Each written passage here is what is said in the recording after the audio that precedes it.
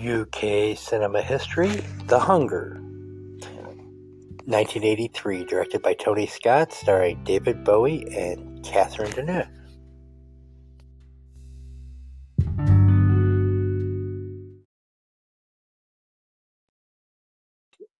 So today is going to be Yassi's day. This was her suggestion, and so this is basically her room. So I'm going to follow her lead on this one.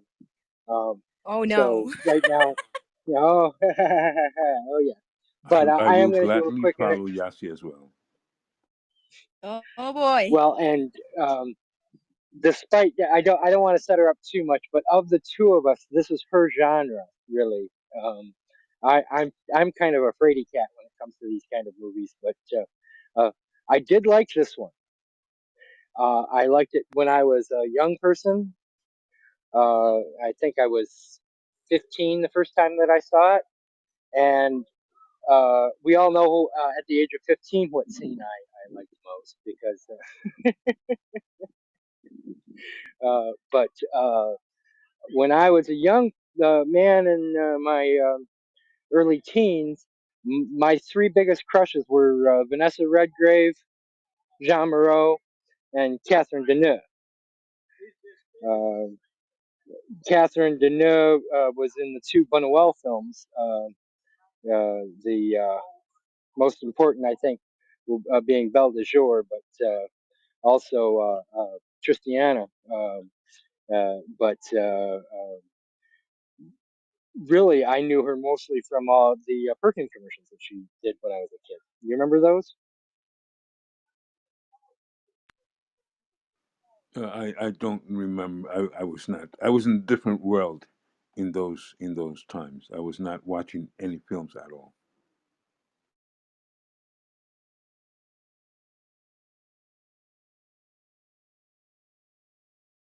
I'm back. Oh, Sorry sorry. about that. Yeah. The app crashed. I was just posting like two links that I found very fascinating about this, and later to the conversation I'm gonna post like one or two YouTube videos.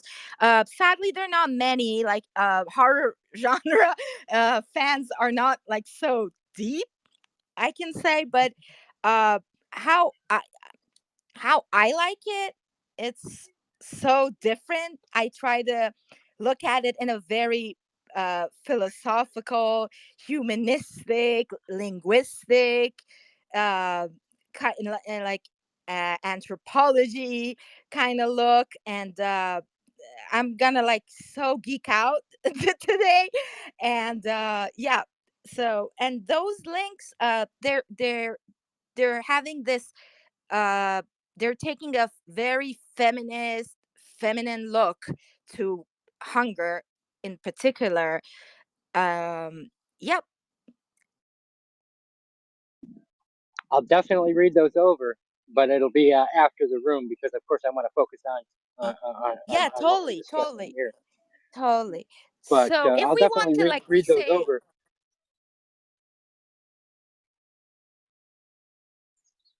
I wasn't interrupting.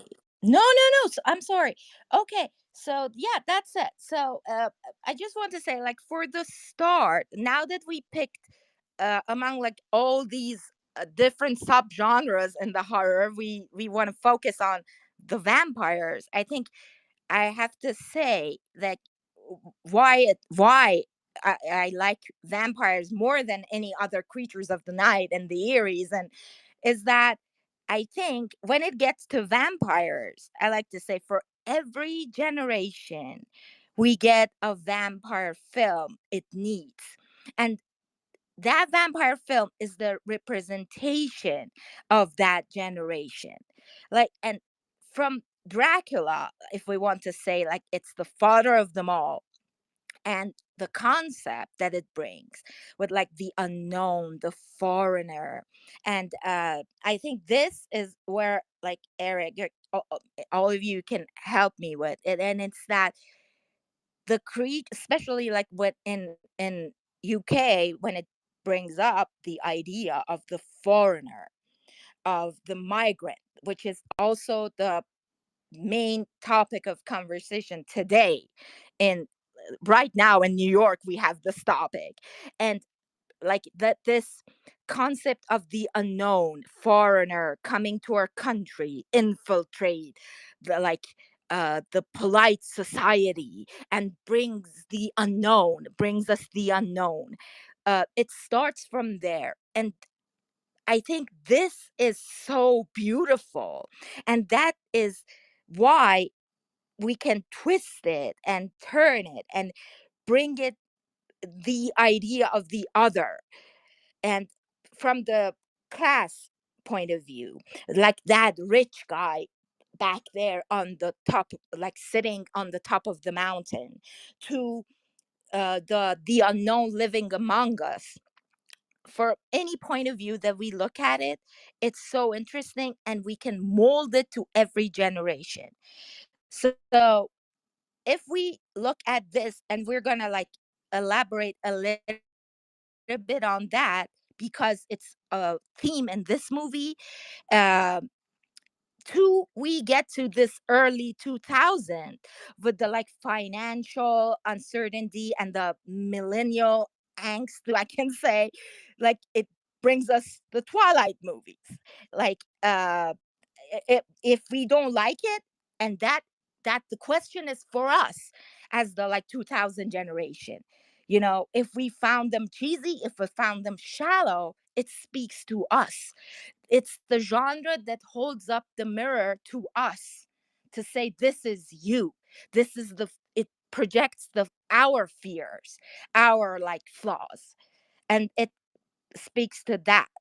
That's why I found these the genre, and specifically the vampires, so interesting. The world, the creature that the world tries to ignore, and what brings with it, it someone that that is it a disease, is it a monster, is it, the metaphor that comes with vampire is way bigger than zombies, for example. Because zombies, they're, yes, it's a lot. There is the undead, that it's the corpse that walks, which is the complete fear. uh but it doesn't think, it doesn't have any conscious, the way that it's mostly represented in cinema. They're either It doesn't fast fuck. or slow. Yeah, and it just targeted your brain. So that's and they'll only be dead if we target their brain. And that's so interesting. But about vampires have consciousness and have history.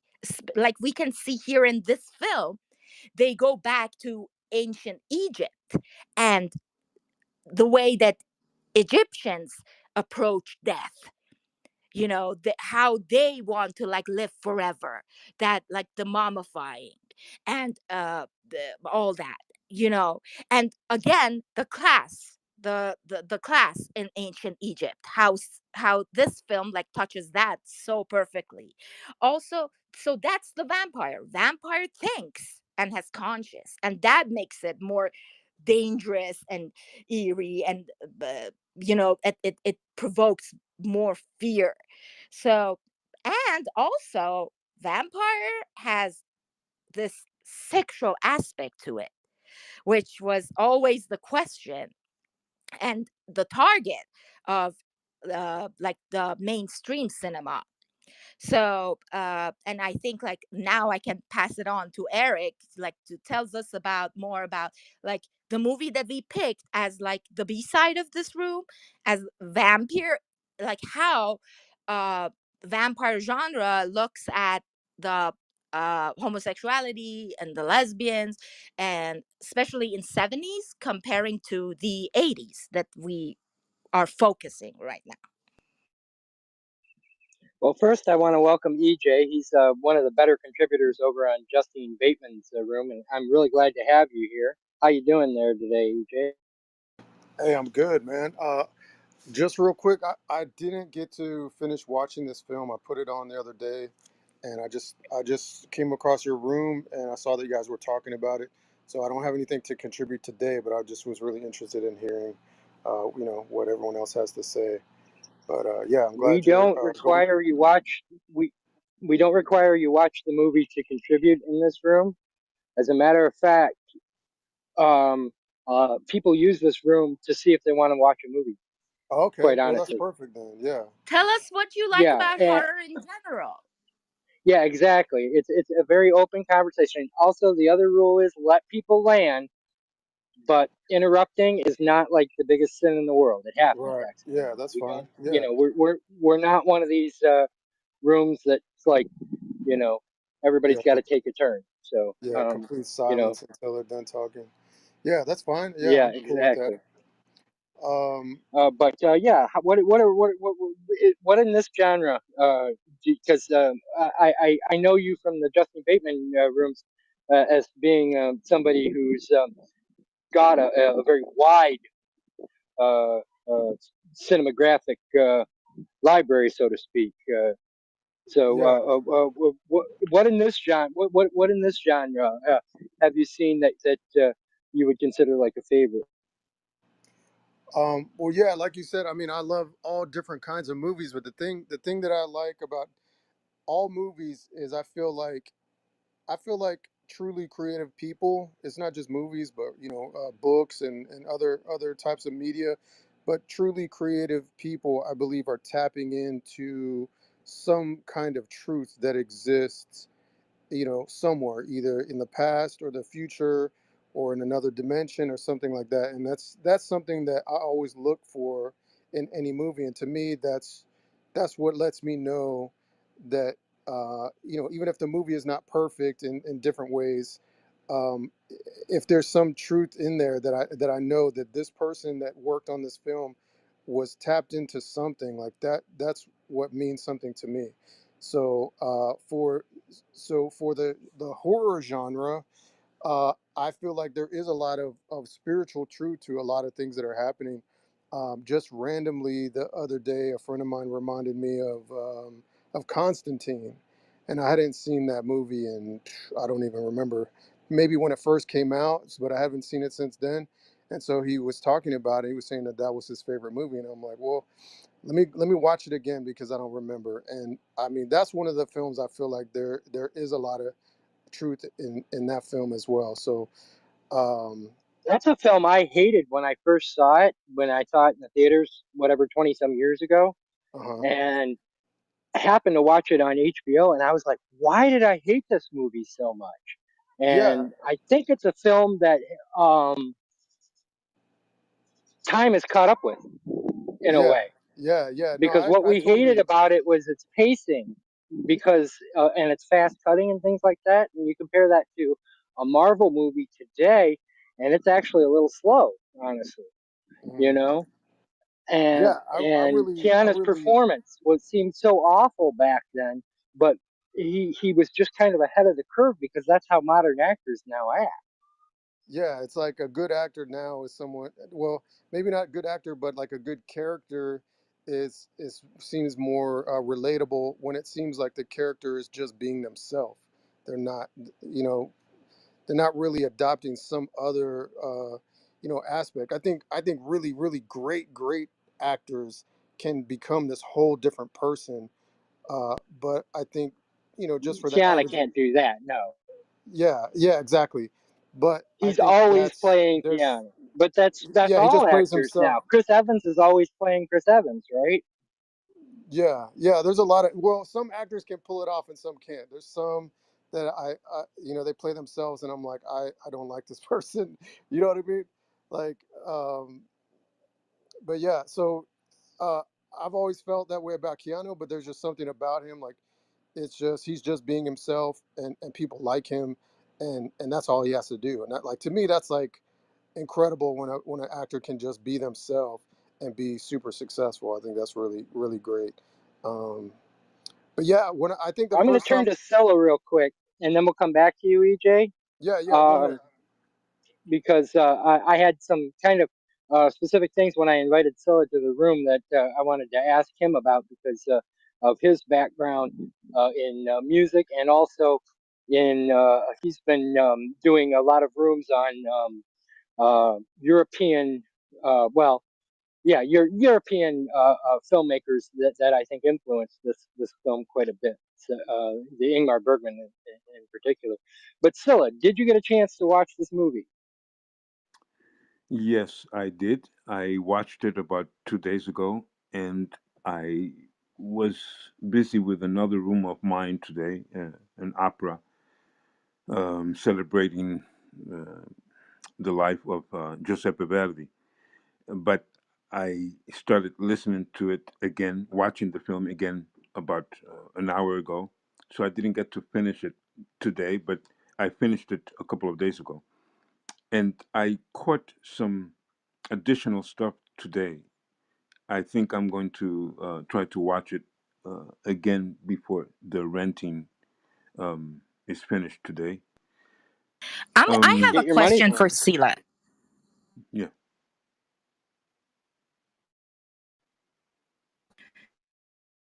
Uh, Sila, my question for you is how the music of like in plays in horror, and it plays to a biological level, and how we as like how like in horror it plays to us as human biologically and to our culture, and how we respond to certain sounds, and how it pairs visually with the uh, visual aspect of the cinema and the film.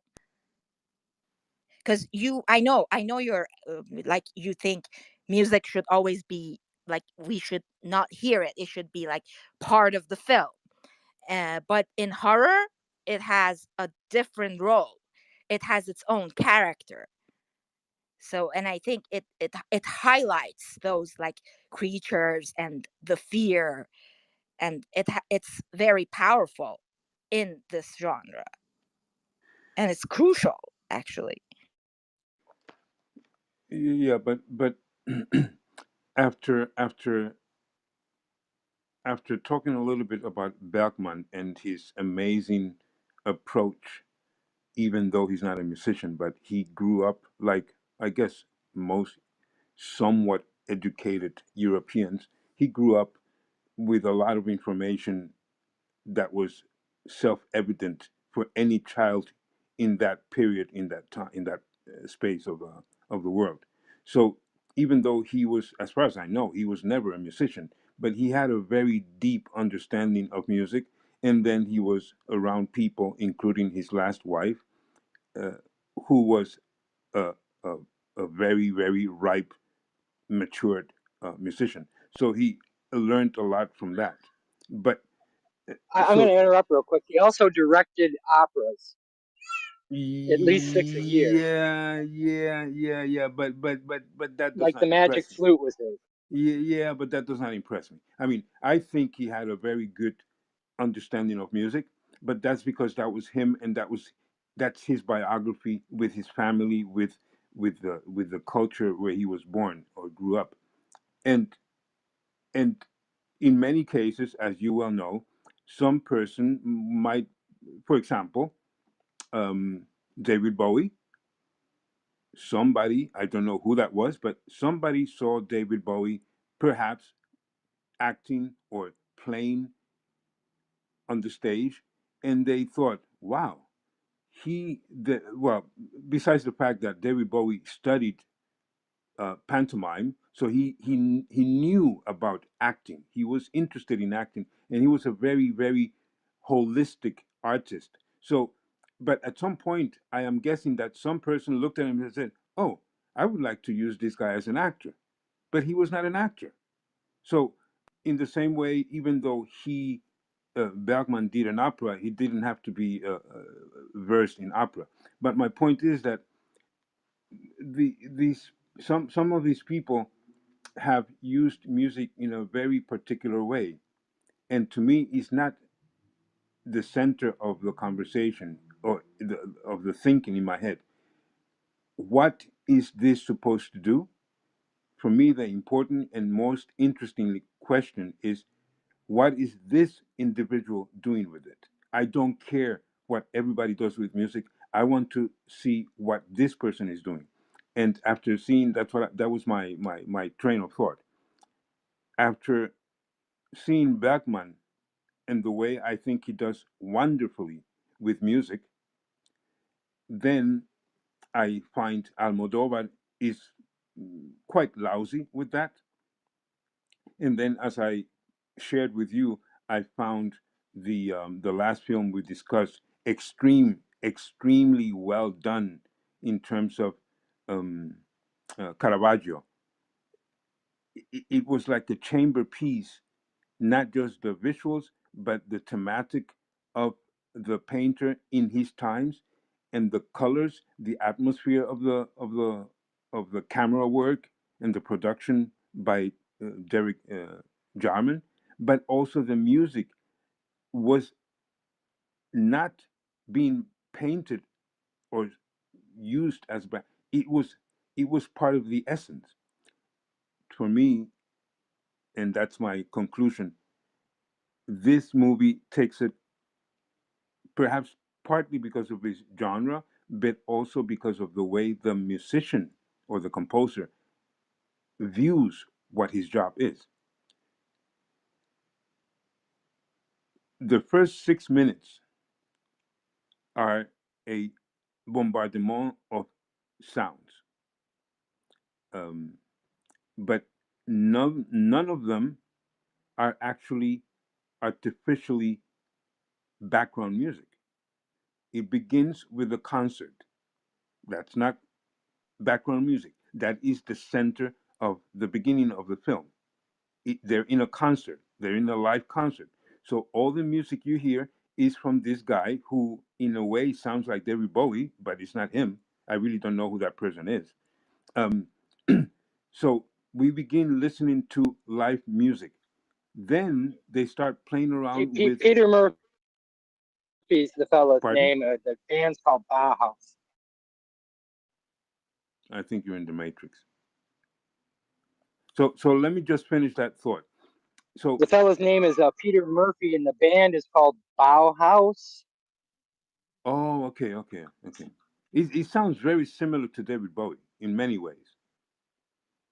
Um, so from this live music, while we're seeing um, uh, Catherine Deneuve and David Bowie trying to get attention from the pair dancing downstairs, then we go into the sounds that actually the sounds we see the car driving through a bridge, I think.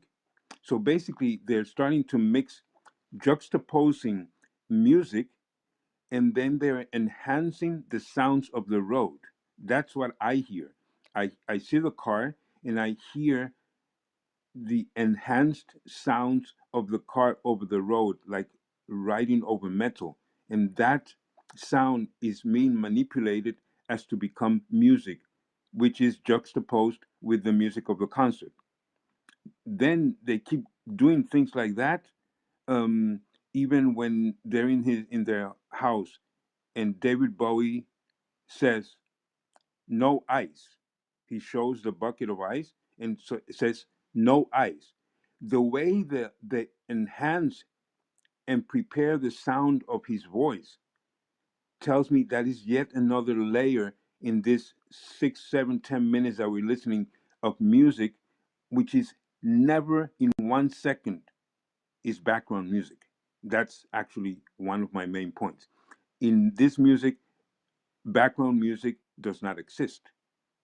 If you think about it, when they kill this couple, we're still working a little bit with the sounds of the lighter being enhanced musically. We're still working with a lot of sounds that are just enhancing the sound, the steps of each person walking. So they're basically just enhancing, adding to the sounds that are there because that's what's going on. So there's no music in the background. And when you think you're starting to listen to music in the background when they're waking up or if David Bowie's waking up in the morning, it is still not music in the background, because then you notice at some point that that's them playing cello and piano. So as far as I can tell, at least most of the movie does not use music in the background. Howard Blake did do music for this, but he didn't compose any original music for it. And so, as you pointed out, most of it, except for the scenes at the hospital, are music that's actually coming from either somebody playing or a car radio Correct. or things like that. Correct. But Yeah. You see the I will, violinist too. Yeah. Sorry. I'm gonna interrupt you. I will. Vern, hi. How are you? I'm gonna welcome Vern first before we continue. Hi, Vern. Great to see you, Vern. Did you get a chance to see this movie real quick before Hello, we Vern. continue this? Hey, how you guys doing? Yeah, I did watch it. I meant to watch it twice, but I only got through like once and a quarter. I was just listening to the commentary track with Sarandon and Scott, and I was surprised by how well. I want to listen to the whole thing, but I had like a whole because I grew Scott, up. that commentary track is so spread out. Like they seem to have recorded them both for about 15 minutes and then spread it out over the whole entire movie. I Yeah. felt so ripped off by it. I felt so ripped off. I really wanted to hear a lot more from Sarandon, but they just seemed to have like sat her down in a studio and then just kind of spaced it out. I thought that those commentary tracks were rip-offs. Yeah, and I grew up in I was a teenager in the 80s when this film was made. And so, like, uh, it was it was the AIDS era. And I think this is the first time I've watched it in probably 30 years. And, the thing that really jumped out to me, when I watched it this time is, just how much it's a sign of the times. And it's really a commentary on like the AIDS epidemic, like the way that they use Well, science. I want you to hold that thought because Yeah, Yassi and I have something prepared for that, and we want to get your input when we get to that. So hold that thought. It's a great yeah, thought, Yeah, yeah, hold that but thought. it's going to be Yeah. Tell us it's going to what be a yeah, debate we we're have a gonna like little bit stay later. on sound. yeah. But So also, these movies, vampire movies, they're also about addiction, so there's a lot of that, uh, and there's a lot of stuff about class. So, there's a lot of different layers to this. And I think the thing that because we've been watching a lot of noir films, they borrow a lot of the visuals from that. But obviously it's not the same, in terms of absolutely. genre. I'm going to let Yeah. Scylla land the rest of his point because he was we were talking in terms of the music and the lack of a score.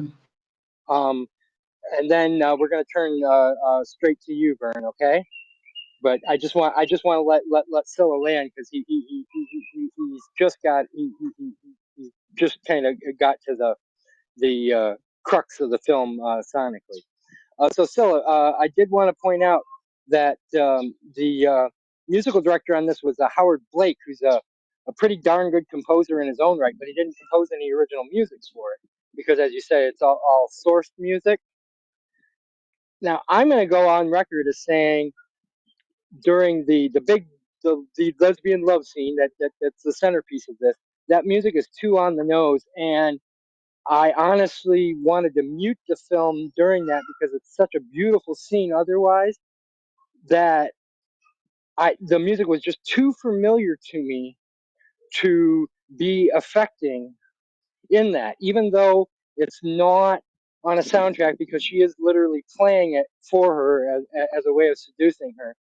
It seemed a bit too much like playing Also Sprach Zarathustra or something else that's just super familiar. So getting back to your point, uh, I'm not going to say it's a flaw in the film, but because that music may not have been as familiar to 1983 audiences as it is today. But just as a viewer, did you have that kind of a reaction? Well, the first time I watched it well, I watched it many years ago, but a couple of days ago I watched it almost as a virgin watching, because I really remember too little from the first time I watched it.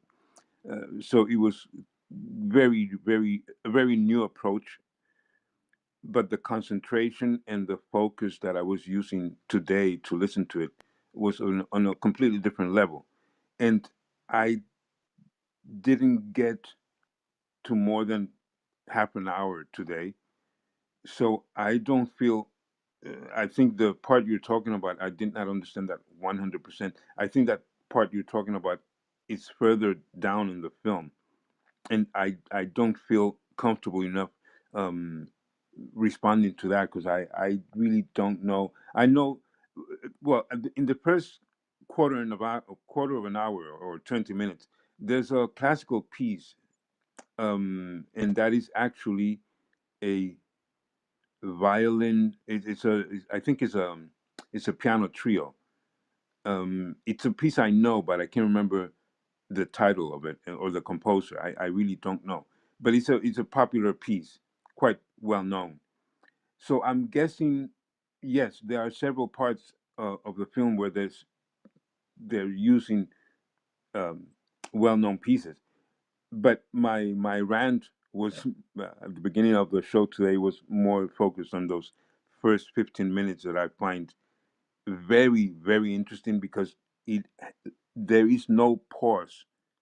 There's sound from the beginning, and for me, nothing sounded like it was just background music. Everything was very homogeneous with what was going on. So I really cannot answer your question in that way right now.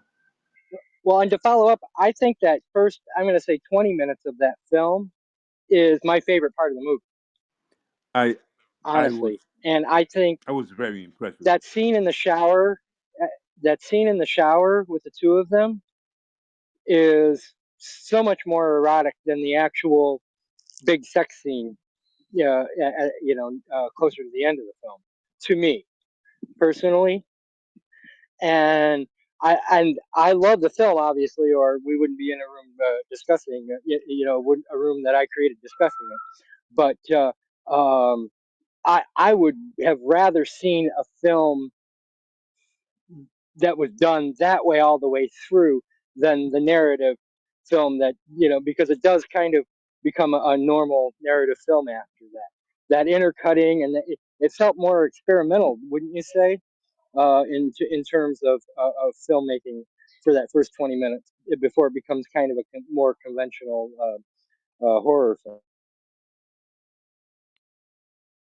Well, I find the tempo very troubling.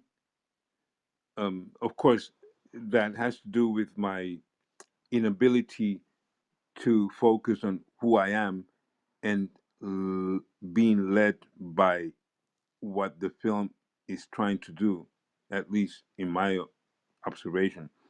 When David Bowie approaches Susan Sarandon in the hospital and she says, "I'll be back in 15 minutes." My weakness, what I mean with that is, at that point, I was forced to rely on time, because I wanted to see what's the speed of his aging and how long will she take to come back. So I was not relating to real time. But um, I'm confusing myself with my thoughts right now. Sorry. So can I say something now? Like I was talking about like how each vampire movie speaks to its generation. I think this about the music, we should not forget that this it like the mindset of the beginning of 80s, and also the connection with MTV and the music videos and everything. And then when you bring Correct. Bauhaus in your film and you put Peter Murphy to open your film, and like it Who is, by the totally way, like a beautiful man, a beautiful man. And a it is so beautiful. interesting to and to put him, Deneuve, and Bowie all in that opening sequence. You are not in reality, right? you know you've already been taken out of reality, because you're not going to run into three people this good looking all in the same night. It's just not going to happen. And then, so when they do that, and then it puts you, it's like when Peter Murphy invites you to this world, we kind of know that we are entering a new era, a new age of the vampires.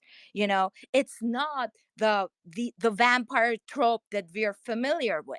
These are not going to be the vampires that cannot walk in the light. These are not going to be the vampires. He is speaking, he's telling us, I think, that opening, it's so beautiful because it tells us what kind of world we're entering in. And also when he sings that Bela Lugosi is dead, it tells us that that old trope of vampire is behind us, and we're in this new world of the vampires, and we're gonna like witness something totally new, whether it's like you want to look at it as Bela Lugosi's dead. Long live David Bowie. oh yeah. So, and also bringing in and the classical music that Sila was talking about. We hear a lot of like Michel Rubini and like Danny Yeager piano, because they're like Howard Blake's favorites, like so. And how those classic music play along with this modern music and the sounds that I totally understand when Sila says I get lost in my thoughts, because that's what the sound and the music in this film does to you.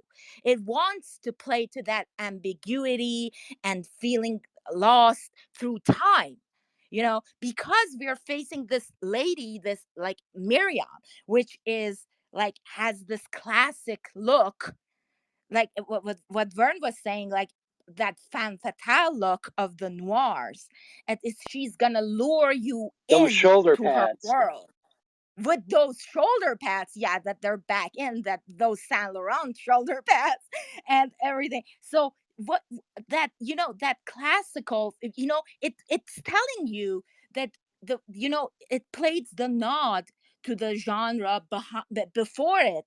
Like, it's not saying that, yeah, Bela Lugosi is dead, but vampirism and the horror with it still exists, same as Schubert and what was that? The other, we have the Schubert, we hear it a lot, and also Bach. Yeah, we hear Bach. We still today we listen to Bach, we listen to Schubert, and alongside of them we listen to Goth and like uh, uh Bauhaus. So, and it it it introduces to the world of the film that we are facing a character that lived through history, through time, with music. That's why I said, like, that was my question for Sila, and I said, like, the music is part of the DNA of this film, especially, and also in horror, like, in general. Yes, but Now yes, that's but great. yes, but what I wanted to react to is that I have never noticed such an intense conceptualized usage of music as this guy does at least the first 20 minutes, because he never, in my observation, in my calculation, in my criticism on what music needs to be and is, and what film is and what it means to combine the two, this is one of the most incredible ways of using music without ever getting into the background genre. And every sound is Which integrated, the classical pieces as well as the rock music from Bauhaus, as well as the car riding over the bridge, as well as the person lighting the cigar with the lighter. Every single sound from every area is combining the atmosphere, not the background music, the essence of where we are. And that, at least for the last 20 minutes, I find that amazing the way they did it.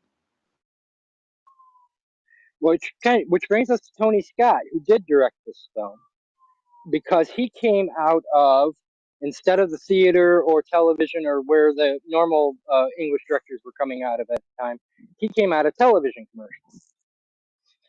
He and his brother Ridley Scott, who's obviously more famous because of Alien and Blade Yes, yes. Runner and Gladiator, they formed Scott Free Productions, and they filmed many of the most famous commercials you ever saw.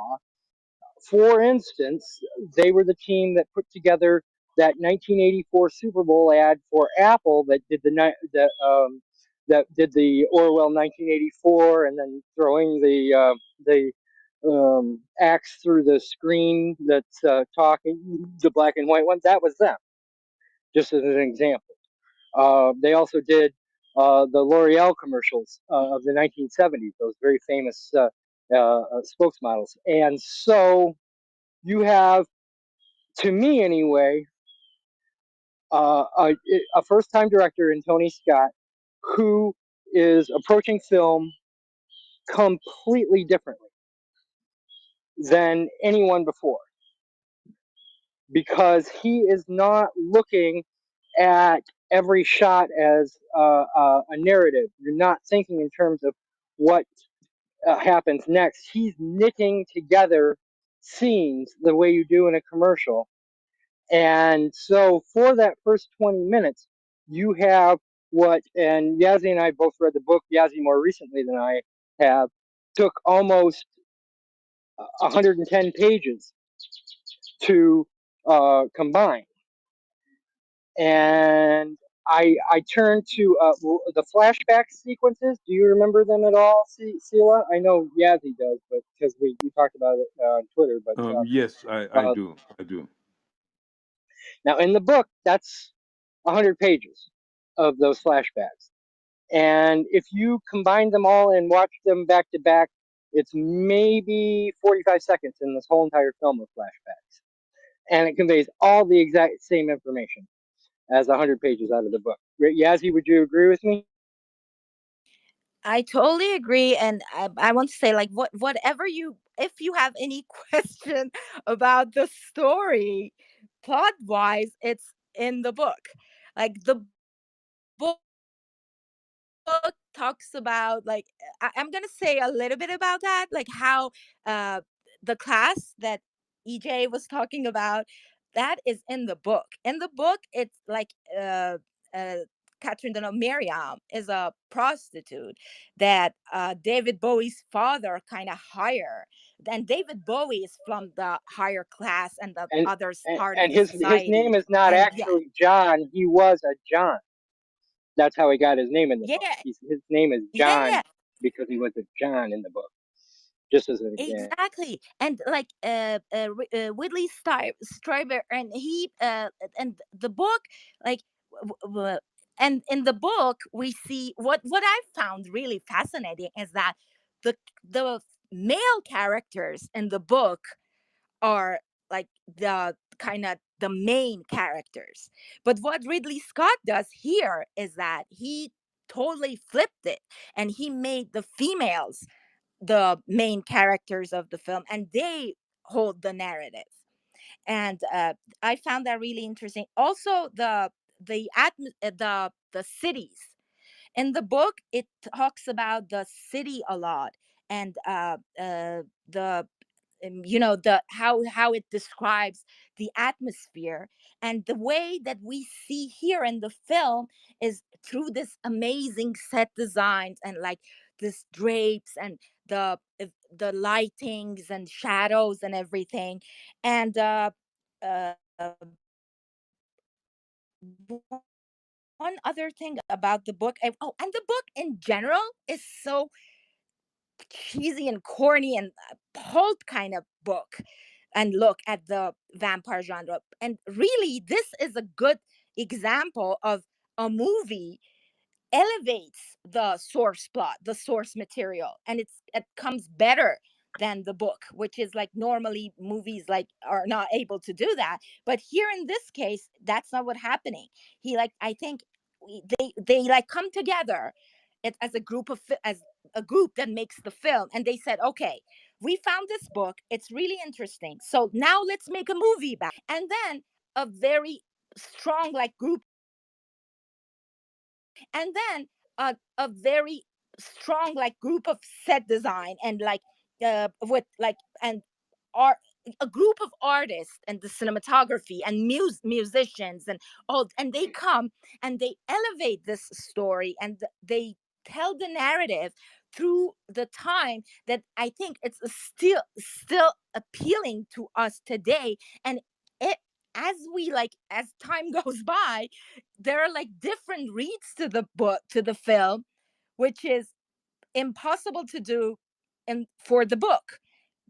And that's the other thing that I found really interesting regarding the book and the Well, film. this is worth a digression because Whitley Strieber, who wrote this book, he also wrote Wolfen, the the the the the, the Wolfen, which is Wolfen was based on the Albert Finney novel, or the Albert Finney film.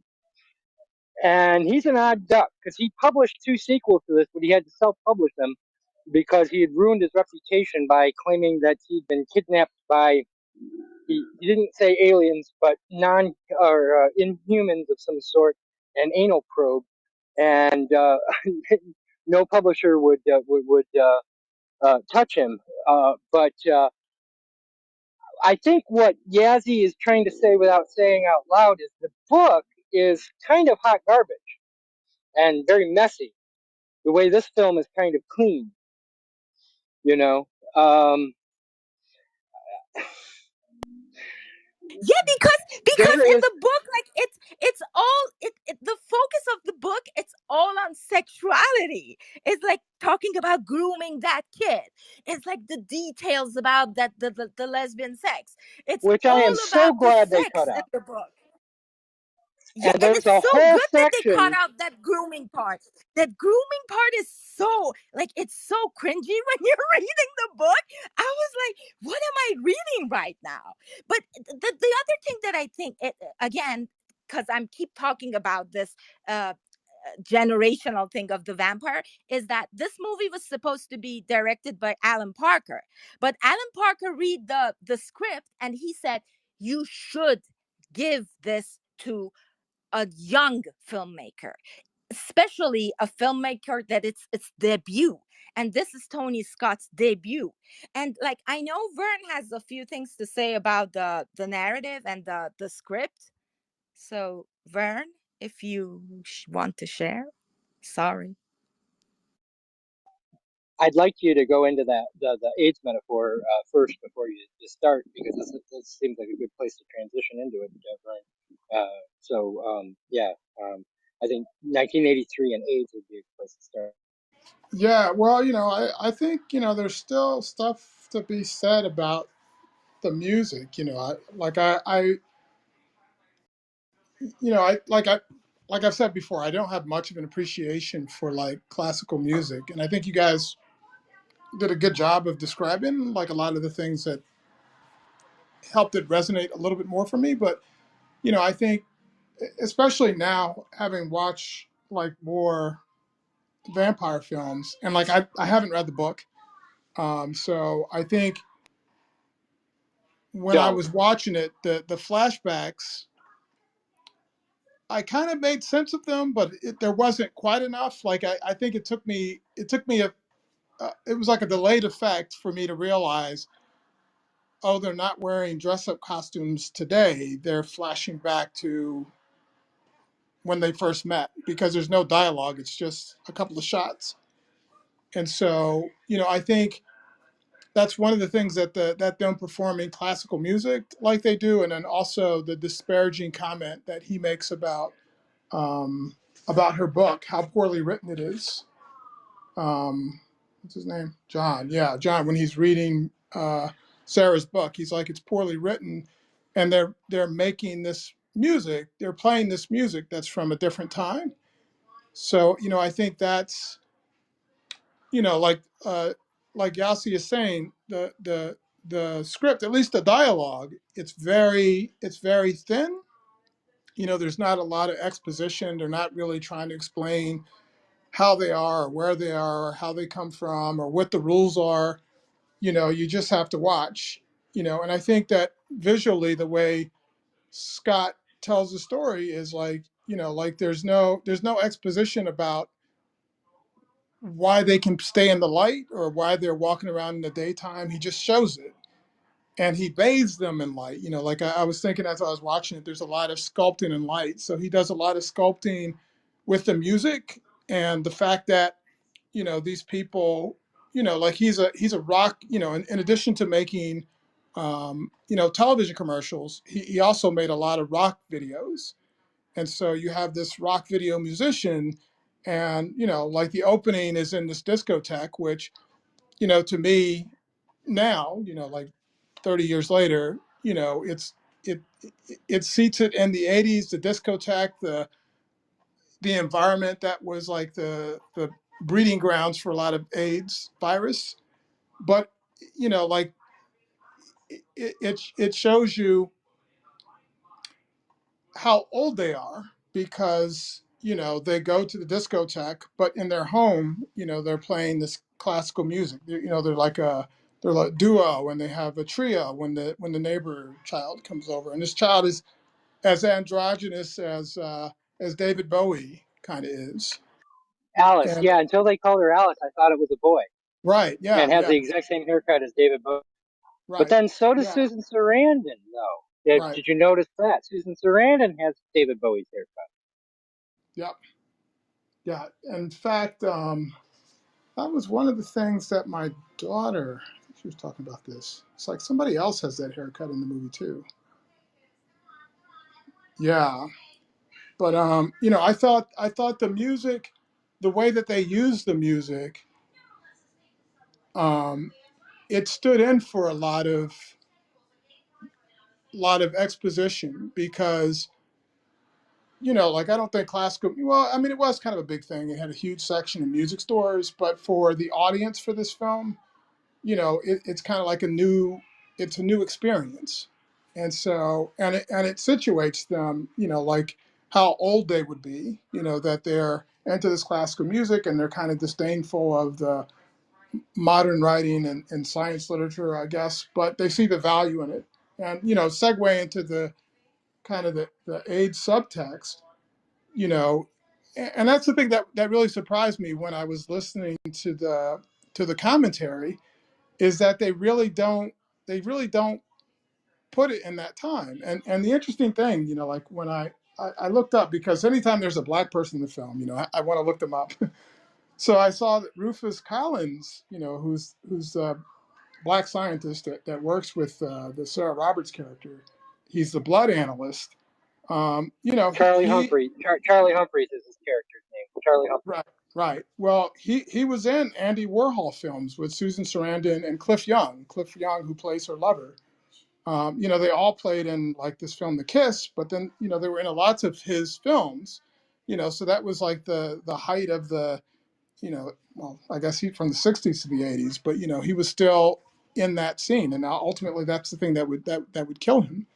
And so, you know, I thought it, you know, it's very interesting, the the restraint that he had as a new director to not try to explain, you know, what Yassi was saying. This is like a new kind of vampire film. Like I think most vampire films, new ones, like they feel like they have to put all this exposition to try to explain what's going on. And here he stripped it all out, and he's like, I'm just going to show it, but I'm also you're gonna hear it. You know, it's like it's an oral experience in addition to being visual.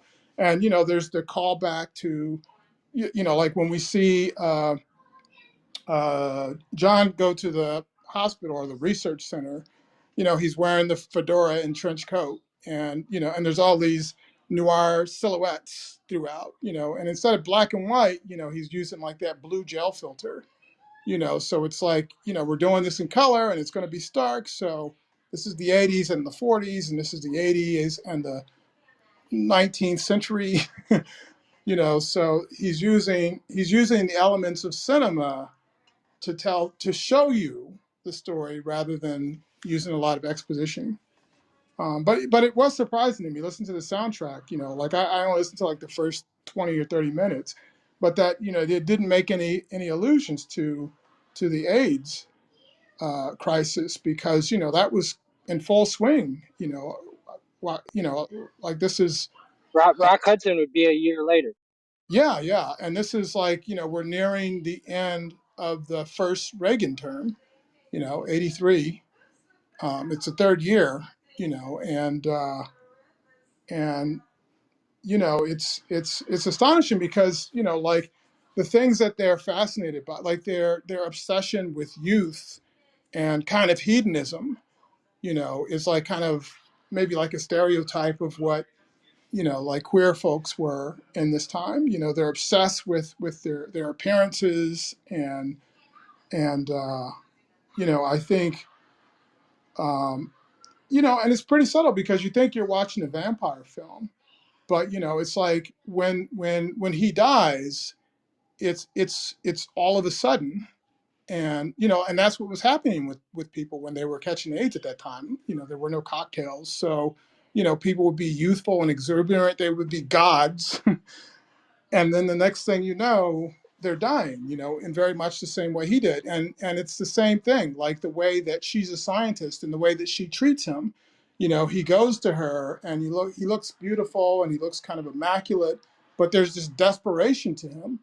And she says she's going to like a fundraiser, so she's like a scientist who's focused on her research and she's focused on making money. And she has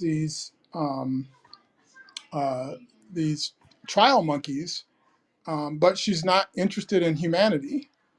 And so he deteriorates at the same rate that her lab monkey, when they're watching the film, they're deteriorating at the same rate. And I thought that was brilliant too, because there's no, I think that's maybe the little bit of exposition, like what's happening to these monkeys, is going to happen to him, is happening to him. So I think, watching this time, there were lots of like really, there's a lot of brilliance in the understatedness of the screenplay and the soundtrack and the way it parallels, even if he didn't intend it. I think maybe it wasn't intentional, but it's certainly there. But I'll give I'd a like to go back to Rufus Collins for a moment because you kind of glazed over. But yeah, he died in 1996 of AIDS, and it's a very interesting because, of course, he and Tony Scott had a very long collaboration together before this, and so that was obviously a token black guy character, so to speak, a token person of color, so to speak, uh, because of course he was white in the novel, because all people were white in novels that were published in 1980. And Collins might be remembered as the guy with the dreads in Rocky Horror Picture Show, one of the sunglasses. He was one of the Transylvanians as well.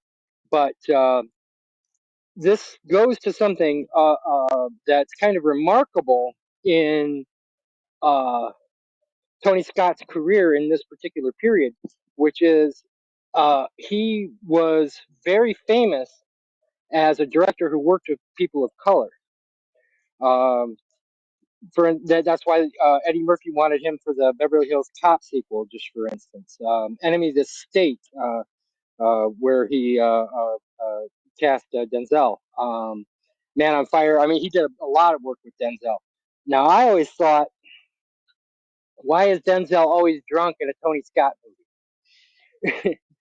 But I came to realize because nobody plays drunk as well as Denzel. He's a master of it, But I had kind of this association of Tony Scott films as those films with black people who always get drunk. But then you look at his filmography and Enemy of the State with Will Smith, uh, for instance, that was originally a white character that he cast a person of color in. These are, and it is interesting to think that a guy who made this kind of artsy fartsy uh, how do I put this? Goth horror film ended up kind of as a subpar action director, but as somebody who was a fan of that particular genre in the 1980s when he was making these films, I'm not as much anymore. Uh, these were actually the best of the best back then, quite honestly.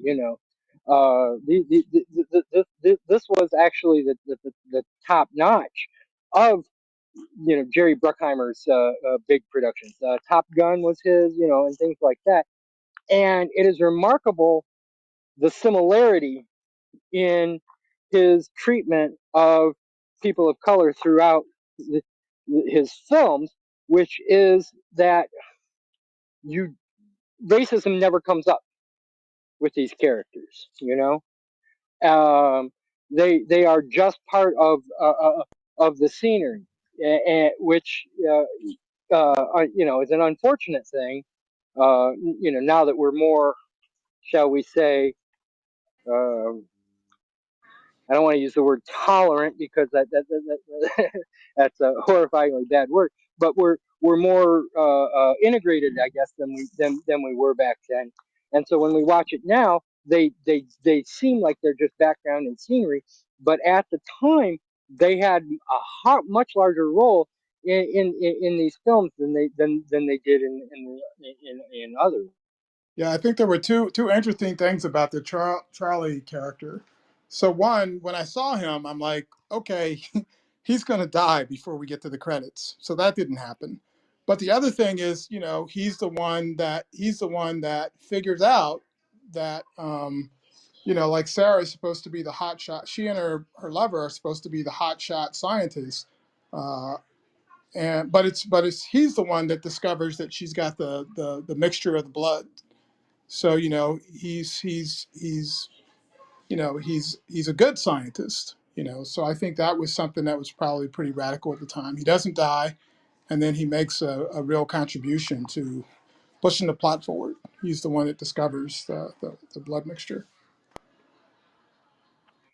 Now that we are talking about their appearances and the cast and everything, I think it's worth mentioning Dick Smith, who did the makeup. He did the makeup for Godfather and Exorcist. So and I really like how he plays with the look. Again, like we see like this. We see Peter Murphy, who is like this, how can I say it, like this uh androgynistic angel, and like who sings like this goth anthem. And then we like and those the couple that they kind of like pray, and uh, you know and and then we go to their house, and then all these neon lights there, and all the contrasts in the film with the looks, and like again, like side to side to Peter Murphy, we have David Bowie, who is also this, you know uh, which I think was the box office choice for the film, because it's Tony Scott's choice was Peter Murphy for the whole film. But then they said, no, we have to pick like someone that, and like, who Well, speaks no, to I hate the to interrupt. younger generation. They screen tested Peter Murphy and he couldn't act. Was Okay. what it was. It Yeah. wasn't So box office. They screen tested Peter Murphy, and I would love to see those screen tests. And well, Alan Parker actually did the screen tests himself back when he was involved in the film. And yeah, Peter Murphy, he couldn't act a whit. but Some people just don't have it. to me, Bowie has a different, brought something very different, like with his style. And the thing that we know, the fact that what we know about him, that he's this cool guy that, like, and then we see him in his like vulnerability in the shower scene, and then we see him rapidly ages.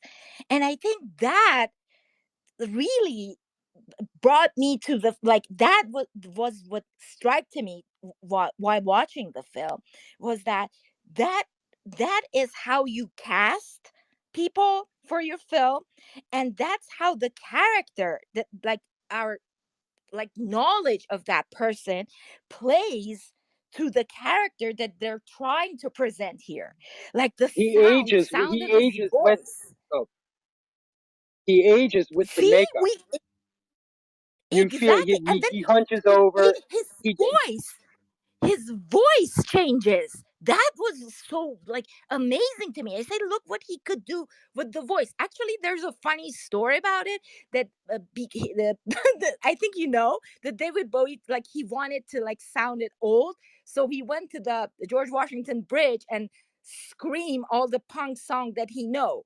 And I was thinking that how I wanted to be a boat at that time, like passing by and hearing Bowie screaming the like Clash songs. But anyway, like that, like when you see that man Bowie with all his coolness and everything, suddenly, like he get like getting hollow out of himself. The way that he ages, that is not just aging.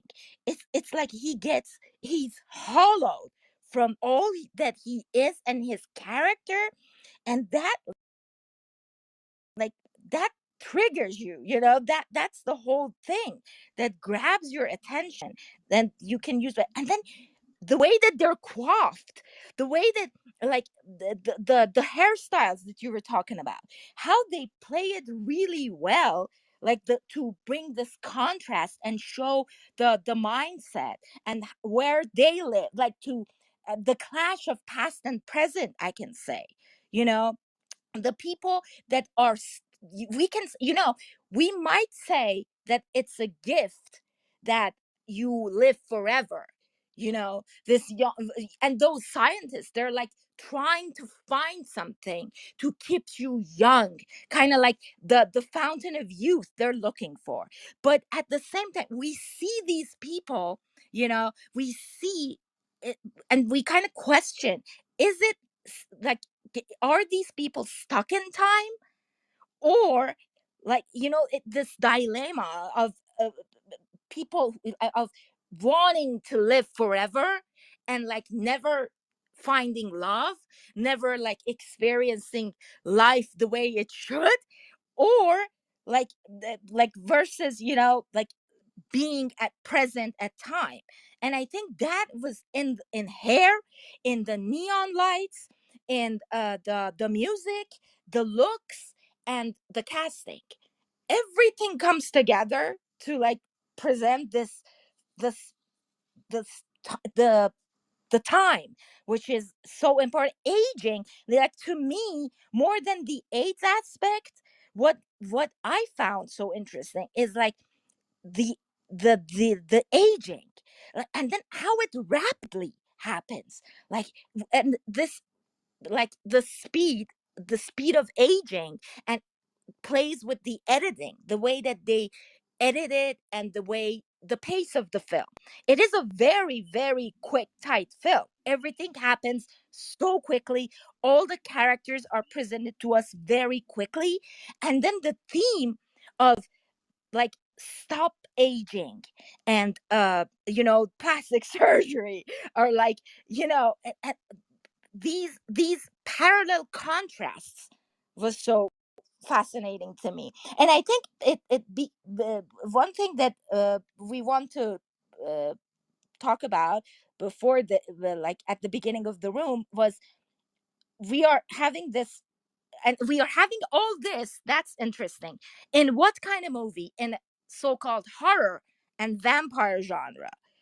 Okay, so let's see, like, we're at the beginning of 80s, and then we have like the similar genre in the 70s, and how they were in the 70s. I think Eric has to say something about that, like how this type of films were made, like to emphasize on what avant-garde, different movie this is. I think we can like look back a little bit because we had a B-side movie to watch with this one, which was The Vampires.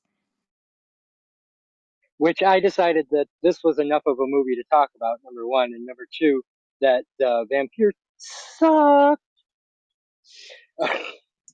But The Vampires was part of a very British trend, actually European-wide trend, called the Lesbian Vampire film, which, if you're not a film nut like myself, you may have missed because they weren't that widely popular here in the United States.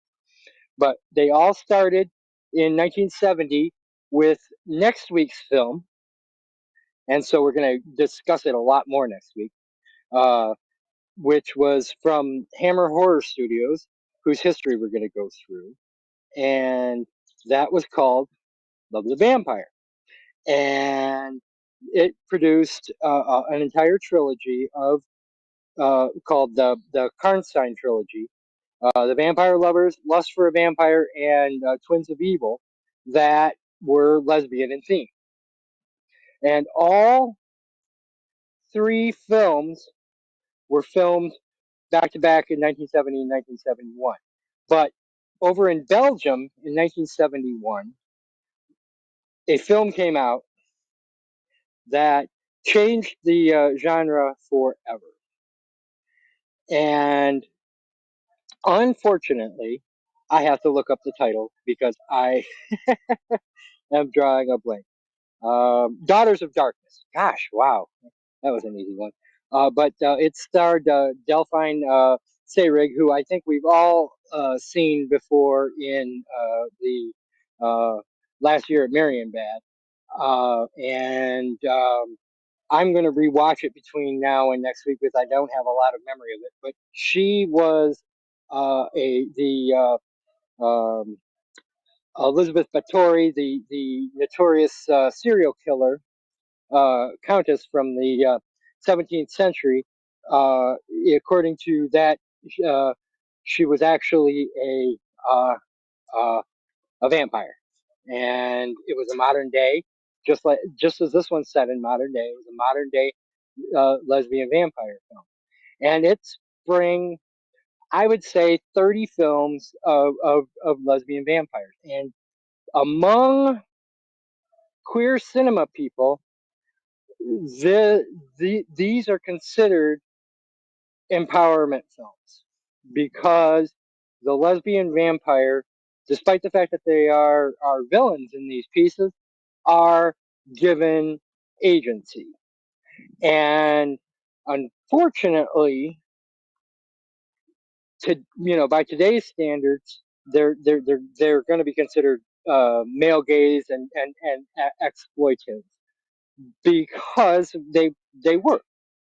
But at the time, they were adopted and adapted by, and the hunger as well, by the queer cinema uh, uh, horror fans as being kind of their thing because they were made in a way where you identified with the lesbian vampire.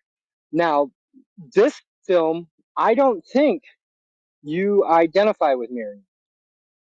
I think she's just a straight up villain from beginning to end. She's made as a narcissist. Uh, you know, uh, there's an implication to me that she could destroy David Bowie and all her former lovers, but she can't let them go. You know, that she's keeping them because she never says, I can't because it's against the rules or what have you. She just says, I can't. And when they come back and destroy her, she says, I love you all. I love you all, as if she's keeping them as keepsakes. And in the epilogue of the film, when you see that Sarah has become basically taken Miriam's role, the last thing you see is she's kept Miriam in a box and she's going, Sarah, Sarah. And even though I know it was a studio tacked on ending and that Tony Scott and Susan Sarandon both thought it violated the film. I liked that ending because, to me, seeing the reversal where uh, Miriam is, to me, was getting her comeuppance because she had to endure that eternal rot. Because, eh, to me, isn't that your worst nightmare? Not dying, but decaying and not being able to die, which is the hell that those people are going through. Some of them for 6,000 years, all neatly stashed up in her attic, and to see Miriam in that.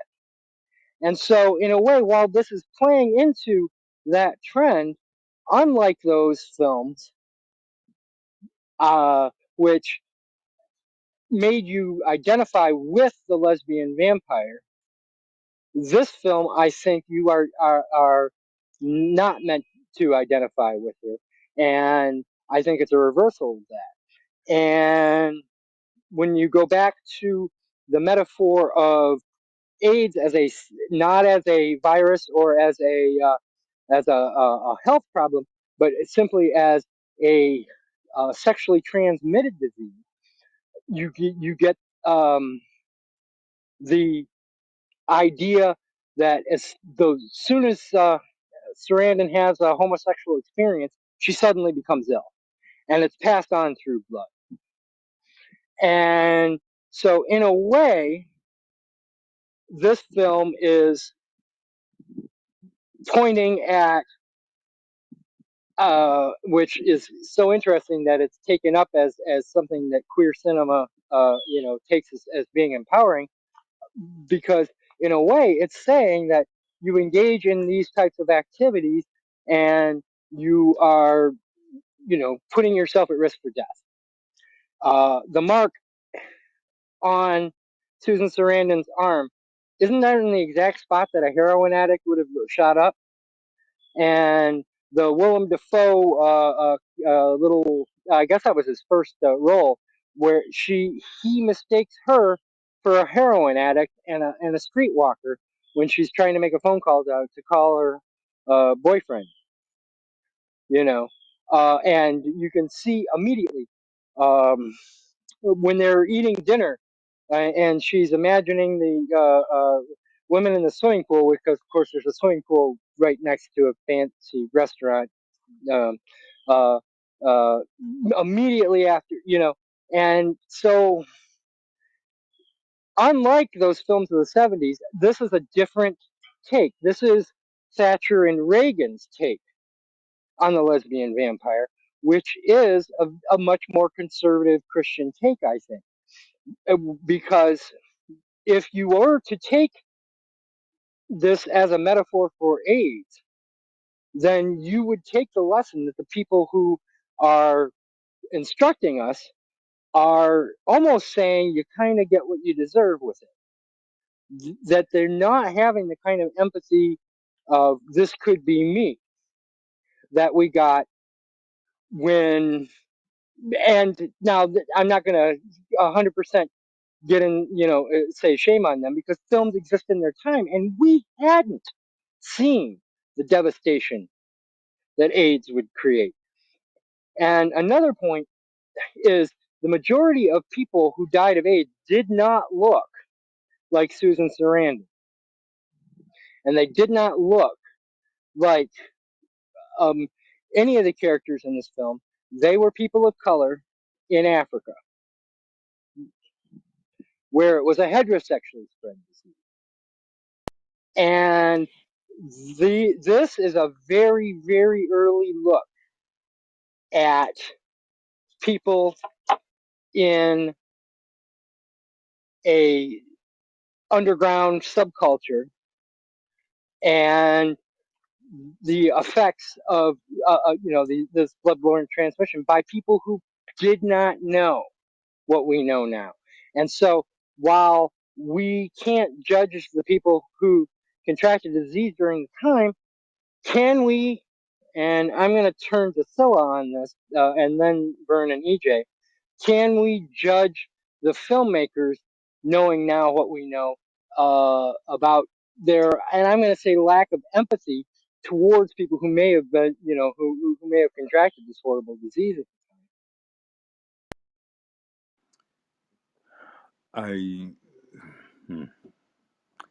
That's a loaded question in my mind, You're welcome.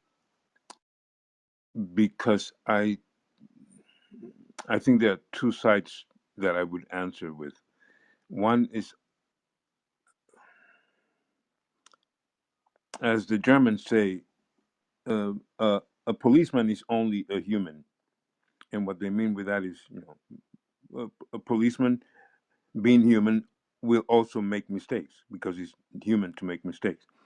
Uh, as a as a as an artist, be it a visionary artist or a self-obsessed artist, they're simply expressing what they're thinking, and I don't know if I can answer that question.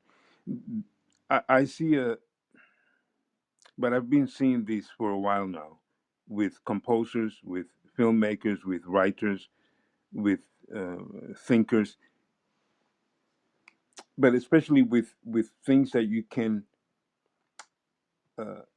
consume as a culture, especially like a film, so much more than anything else, because I would say that's one of the most popular art types of art that we have. Music, I think, is too complex, especially classical music. Um, Pop music tends to be very shallow.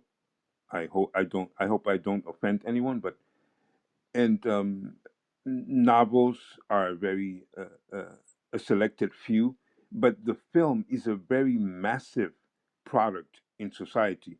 The most intellectual and the most stupid individual will sit together in the same film many times. So when you're producing or directing or writing the screenplay for a film, I think you can go into mostly in two directions. One is you are really being incredibly conceptual, like Bergman, or perhaps like a few others, Scorsese, um, quite a few. Or you can, or you can do a lot of things that I would say you might not even be aware that you're doing. And I think in this case, I I have the impression this person, as a novice, as a rookie that he was, I think he really knew creatively, he knew enough. He was creative enough to produce something like that. But in terms of the content, he I think he had no clue. He had no clue that he was touching so many little nerve endings as he was doing. He was addressing so many very current problems or topics. I don't think he was aware of that. I wouldn't say he got lucky, but I think there's a lot of things that you guys have mentioned that I cannot ever see a young filmmaker thinking of all these detail to that level. For example, the heroin spot on the arm and the Willem Dafoe comment. And there are so many, especially after listening to all of you speaking, there are so many details in this film that I don't think, uh, I think Bergman, perhaps Almodovar, Scorsese, David Lynch, there's quite a few people that at the age of 50 or 70 would definitely cover all these points. But a person making his film for the first time, he has no clue except that he wants to get rid of Reagan. He has no clue except that he wants to vote for Reagan. But he doesn't, in my view, he doesn't have the grasp to be able to put Scott would all have it these would have been details. Thatcher's. Yeah, Scott's English. Tony Yes. Scott's English. Actually, this whole production they were English. Yeah, but point made. And of course you have what's the other director that you mentioned that he was um, involved at the beginning, but then he said it should be given to a novice. Alan Parker. Alan Parker. I mean, Alan Parker is more of an older guy, obviously. So he might have put certain things into it, but I'm just saying, in a very simple sentence, the way you people have spoken about details, aspects, Reagan, AIDS, sexuality, I think there's extremely many points there that a person conceptually, decisively, um, couldn't have planned it that way. But he did choose a bloodborne pathogen, which is declared as a bloodborne pathogen, to be sexually transmitted among same-sex partners, and the characters are all addicted to a substance, in this case blood, and that ending choice that Susan Sarandon makes, and Sarandon makes this, and Vern can tell you from watching the commentary video, makes this point that when she stabs herself in the neck, she is choosing death over a life of addiction. And that those aren't points that we're making up here. They're in the film. And whether or not Tony Scott himself was thinking, oh, well, I'm going to shoot this way so that it'll look more, sleazy or grimy or what have you. He is putting their lifestyle into this kind of subtext of from decadence comes disease.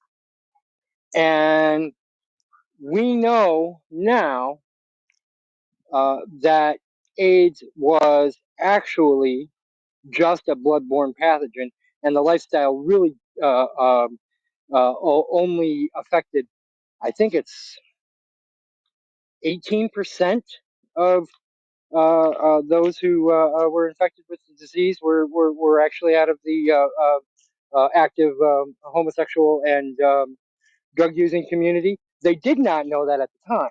At the time, that's what was thought. Because of what happened in Africa, where it became a heterosexually transmitted disease, hadn't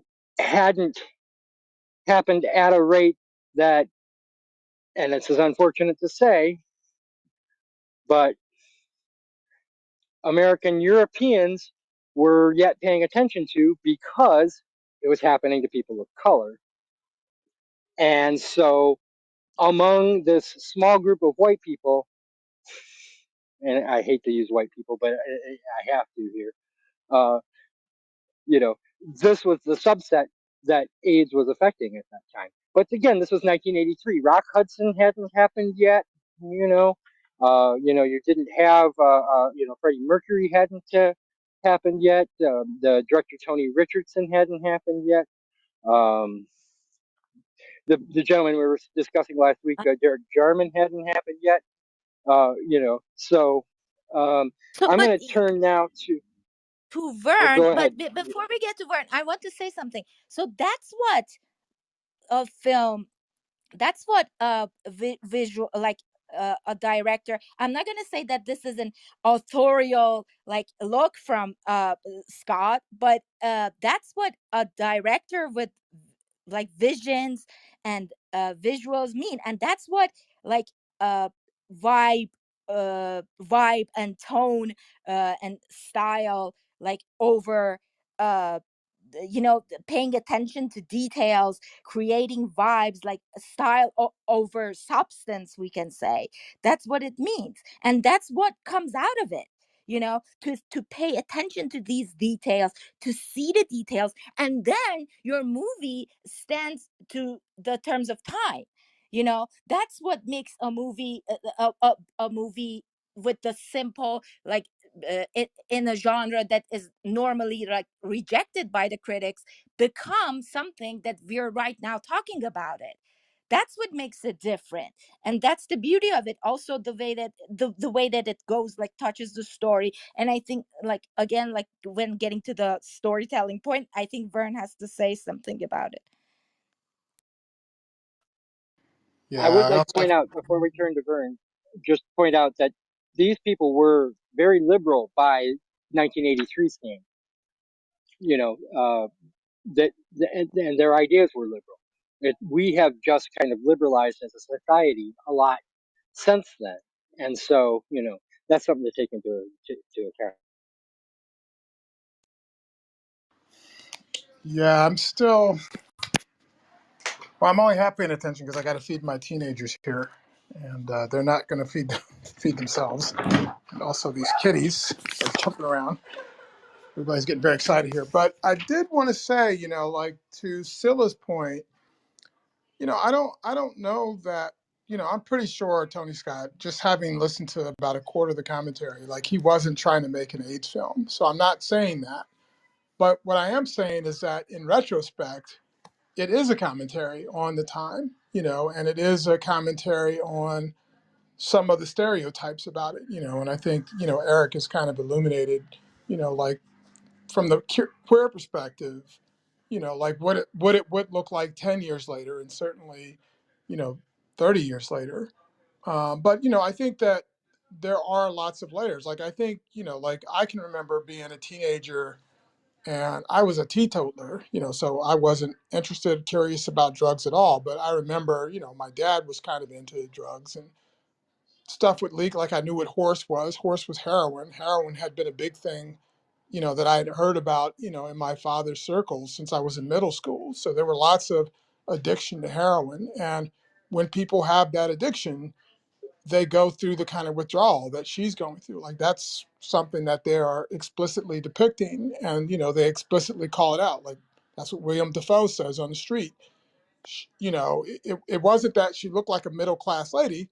She looked like, when she was on the street, she was going through withdrawal, and that's what she looked like. And, and that's something that happens. Like, I live in Harlem now, and I've known some friends that, they came from this middle class affluent existence. They got addicted to heroin or crack, in the 90s, and then they completely fell off, and they look like zombies, like literally walking the streets. And so, I think that was a pretty real phenomena back in the 80s when this film was being made.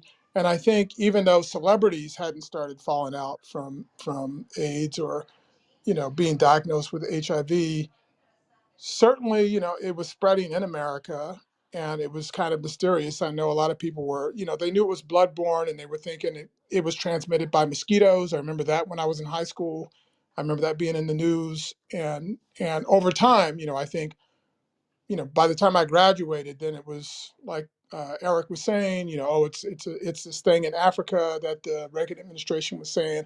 And it was only after Rock Hudson got it that, and Elizabeth Taylor started doing, waking folks up, that dynamic changed. But people were definitely dying, and it looked a lot like, and it was kind of described as it's shown, like, it's this kind of club disease that Africans are getting and gay people are getting, and we really don't care about them until Act Up and Elizabeth Taylor kind of got into changing the dynamic. So I think in this film, it's saying things about it's saying a lot of different overlapping things. Like, obviously, he's playing with the idea of lesbianism, and the thing is, he doesn't make it cheap or tawdry. Like, these are very affluent people. Like, she's a high level scientist in a reputable Park Avenue location on the Upper East Side. Looks like they live on the Upper East Side. So, and even, How even much the would black that community. house have cost in New York? How much would that house have cost in New York? That Yeah, would they he, have to be in the billions, right? In yeah, the yeah. billions, wouldn't it? In the millions then, in the millions now, and in the dozens of millions now. And so, it's interesting that he chose, like when she was out in the street and she looks like an addict, like I was thinking when I saw Willem Dafoe, he was actually in the trailer. I didn't realize this was like his first role. So I was thinking, oh, he's going to have a role. And he tends to play like these working class characters. So I thought the movie might dip into that. And I was kind of surprised because the other actor at the phone booth, he's kind of a known actor too. I forget what his name is. And He's he's on kind of a Law and character. Order. I can't remember his name either. Right.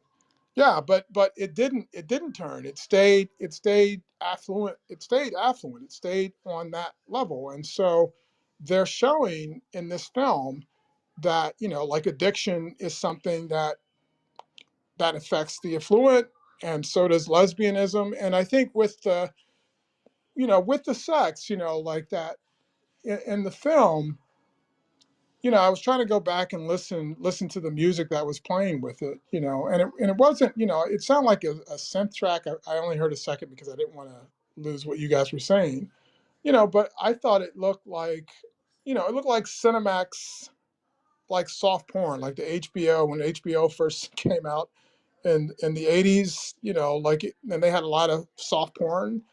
It kind of looked like that. And, like the thing with soft porn is it wasn't hard, like raunchy porn. It kind of made like, and in fact, I was watching like HBO soft porn when I was a kid, when I was a teenager, and it really threw me off because I thought that soft porn is what sex actually was going to feel like or was going to seem like. You would be taken up into the clouds, and you know, you would it would be in slow motion, and it would be like this very sensual. So I had a rude awakening when I first had my Very first disappointing, encounter. huh? Yes, it was very, Very, very very much so. disappointing. But I think that's the thing that, like this film, it kind of it's touching on all of these things. And I think, the way that, like I don't I really don't like horror films, and I don't like a lot of, I like there's like maybe half a dozen vampire films that I really like.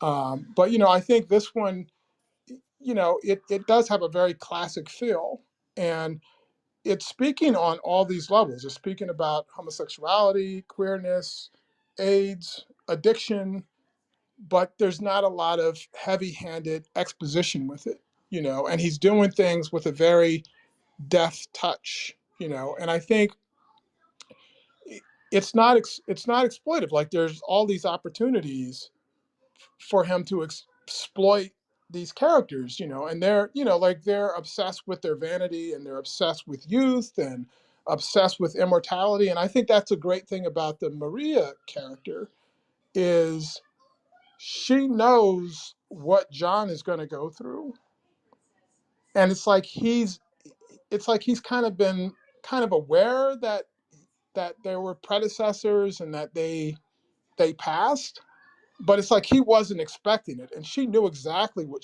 he was going to go through.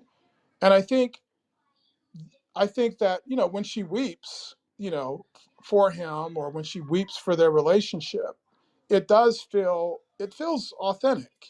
I think she doesn't perform it over the top. Like when she weeps, she's been with this man for hundreds of years. He's her partner. He's the one that keeps her from falling into solitude. And I think it's the fact that they don't have a lot of exposition, and they don't have a lot of mewling and melodrama around it. It's just a felt experience, and I think it it it it kind of feels authentic. But then, there's also the sense that he's very disposable, like when he dies, he comes down to the incinerator and he wants to be consumed in sulfur and hellfire. And she's like, nah, bruh, we gotta put you up in the attic. we've got to preserve you in the crypt. So she keeps a fresh coffin, or a sarcophagus, or whatever that thing is she puts him in, and she's kind of And she's been merciless. doing it for 6,000 years. Yes, All of her yes, lovers are up there. Yeah. yes. Her Egyptian lover is up there, and who else, I could. And that's with the flashbacks, I wish that there had been a little bit more, like maybe instead of 45 seconds, maybe give us 90 seconds so that we have a better feel. Because it seems like, there's one point where she seems like she's Cleopatra with blood all over her face, And then there's like another man who looks a little Arabic, who's like Yeah, howling on the bed for some reason. that's not cultural appropriation in any way, shape, or form. Yeah. Let's just let's throw some eye makeup No, but on if Catherine you Deneuve. She's live that Egyptian now. long, if you live that long, I don't think like in any reality you could like be like adhere to any like social contract that exists anymore, like in any reality. That's why like it passes quickly. I think it doesn't give you like too much information about the past, because this movie is trying to like avoid that. In effect, it's trying to avoid all kind of labels. Like they don't even say the word vampire, so there is a reason to that, just to skip all these labels and everything, that to give you the feeling that if you live for 6,000 years, nothing like comes, that's why I'm saying that more than AIDS, to me it speaks to that, the idea, the empty idea and the empty promise of like fountain of youth and longevity, and that like to live at moment and to find yourself, like we see what happens. That's what I love about this movie, is Susan Sarandon actually at the end of the movie, like how you see all these men through 6,000 years, she, like Miriam, like could exploit them and like use them, and they, with all their power of masculinity, she like bend the knee for her, she has them on her finger, but then suddenly, like Sarah, she comes up, and that's so empowering to see that she is the one that stands up to her. And how it happens the moment that she finds her reality, the moment that she decides not to eat, to not to eat that raw meat that as her husband anymore, and like to get rid of the fear that she has and face her reality, and like get rid of the normativity, and then standing to this person, to this Miriam, and all her like toxicity and like exploitation of 6,000 years, because she finds Susan Sarandon character Sarah, she finds the moment, and she holds on to it when like she's coming down the stairs and Miriam tells her that, oh, you're not feeling good, oh, okay, you get used to it, that's the price you must pay to live forever. And she's like, no, I actually feel really good because I just find myself, you know and she says, I take control of my life, and it feels awesome. She gets out of what she's been told as normal, that what she's been dictating to her, and finds the moment. And that's how you live forever, not like actually living forever and seeing like from Egypt kings, like from ancient Egypt to today. That's what I think, is so beautiful about this. And Or also, rotting away or slowly in the rotting, attic. exactly, so that at the end you rot in a box, you know, in But the attic. it's interesting though that the only box in the epilogue is Miriam. She doesn't have a collection, Yeah. Well, for some because reason, she's starting new. the other one's decomposed. Right. So, But what like, I'm saying is, because it takes the two lovers that you see, they're going to live for about 200 years. So, I would like to see, you know, uh, a sequel in the future where Sarah's got her own collection in the attic, to see whether Sarah has learned anything from Miri. I would have a practical question. I was trying to understand what occurred that puts David Bowie or John in that sudden situation. he has been living for hundreds of years. Why suddenly now this occurs to him? Every 200 years, according to both the book Oh, and okay, the okay. uh, kind of clumsy exposition, that she can have a lover for 200 years. Oh, And then they start to age. Now she said, but now we can't take her seriously because she had lied about it forever. Yes, you do get to live forever, which she lied about was, of course, that you get to live most of forever, uh, rotting slowly away, in her attic. But she had said that she had thought 200 years ago that David Bowie would be the exception, and that he would be yes, that. yes. Yeah, but yeah, all of her lovers last 200 years. And this is something that the book does really, really, really explicitly because, and Yazzie, you can testify as somebody who's read the book. There is this long portion that, thank goodness they cut it out of the film, of Miriam basically stalking Sarah, looking for the cure for aging, and that's what the whole part with the monkeys is about.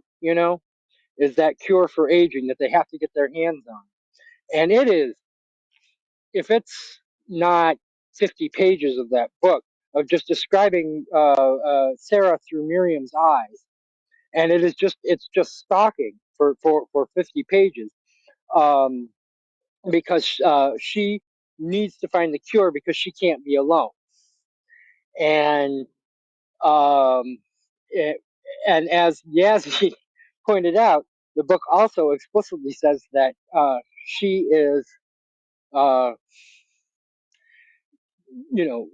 eyeing Alice as David Bowie's replacement, just in case this anti-aging thing doesn't work. Grooming is the word we would use now. It wasn't a phrase back then, and thank goodness they didn't follow up on that part, because this movie would not have aged well.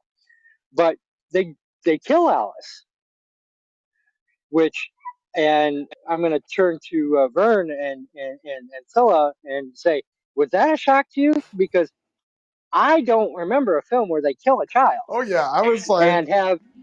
I was like, when I first watched the film, like the first half, I was thinking they're gonna kill Charlie, and they're absolutely not gonna kill this bright-eyed, blue-eyed, blonde-haired white girl from next door. Who they've And established oops. as a very likable character. Yeah. Yes, I was a little surprised by that, and that This definitely this defied isn't Kevin conventions. Bacon getting it through the neck in a Friday the 13th movie after you heard him quip two lines. This is somebody who you've established and kind of taken into your heart a little bit. Although I think that's brilliant from a just a visual directorial point of view. The blood on the sheet music falling to the floor. But Oh, I have a beautiful, question. beautiful about But I that. do. And I have a.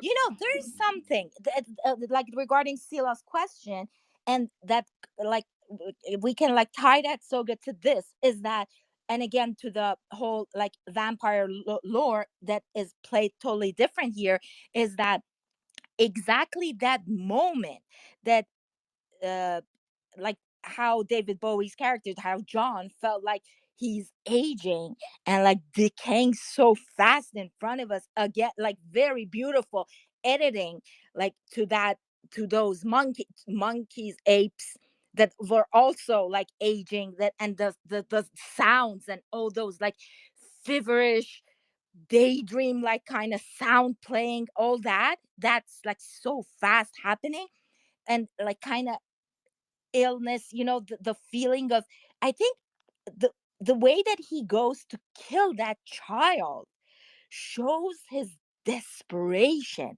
because we mostly see vampires in the genre like they're ravenous, they want to like kill for blood, to live, to for hunger. But this one here, we see this one kills out of desperation, and I think there's like kind of jealousy and Well, and they set it's up like that scene. They set up used that her scene with the roller skating scene earlier, don't they, Yazzie? exactly, and how That with beautiful when he that attacks the is, roller so skater, and he can't. beautiful. He's too feeble to be able to take him out.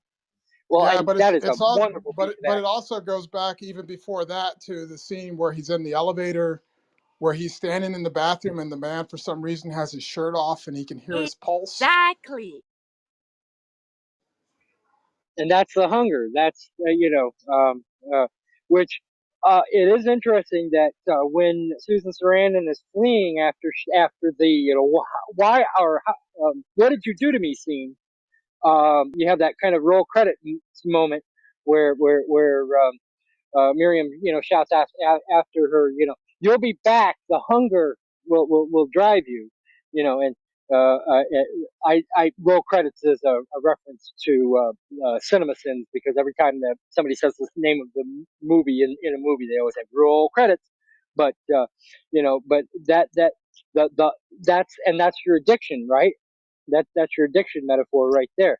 The first taste is free, but now you're mine.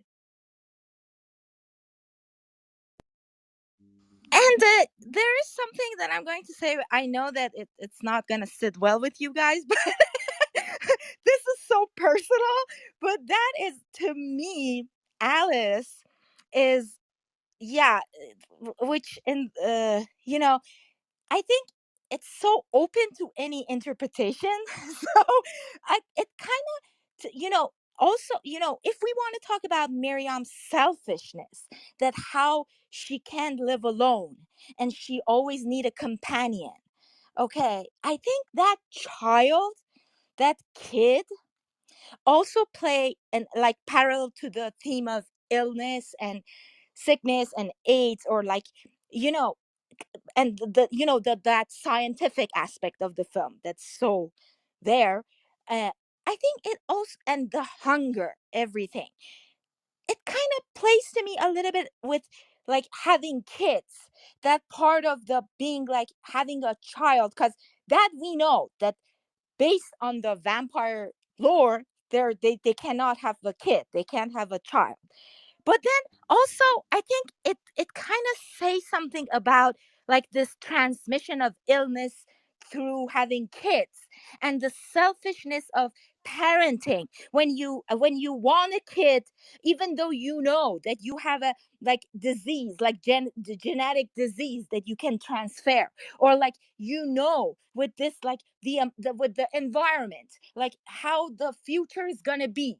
But that kind of feeling, that need, that, I don't know, that instinct that you want to have a kid, you want to have an heir, like something, As a like form of after immortality, you, as a yeah, form of immortality, right? exactly, as a form of immortality, that you have this feeling that is also, to me, kind of predatory. It plays to the nature of predatory and selfishness of man, that wants to like live forever, so it wants to have like uh have a kid, you know that also, like, Well, character. I would, That's I why. would, I would, I don't know if that's explicit in the film.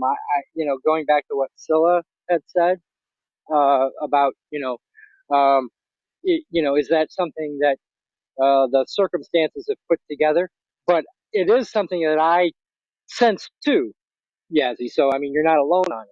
Yay. I did, but I don't think that was a deliberate thing in the. I know it wasn't a deliberate thing in the novel, because in the novel, she is literally she's just a precocious. She offers her parents quaaludes. Remember? I don't remember Yes, if that yes. was in the film too. But she's like, Yeah, I can it's get you in some the film quaaludes. too. It's in the Oh, film okay. too. Yeah. But and it's really heightened that this is kind of a decadent child, and there's a now, and that brings an interesting difference between the novel and the film. The novel is definitely a male gaze, to use a kind of a trending word, look at lesbianism. Would you say this film is a male gaze And I'm obviously going to turn to Yazzie as the only one without a penis here on the stage to start this one out. But I'm going to go around. Would you Okay, say this film but is but and let as Yazzie, as someone who's read the novel and knows that it was definitely written as a male gaze look if this film isn't, then what do you think it does to countermand that? so okay. First, I wanted to say I have something very like long to say about that. So that's why I'm interested to hear what other people's You gonna say. scared me. You scared me.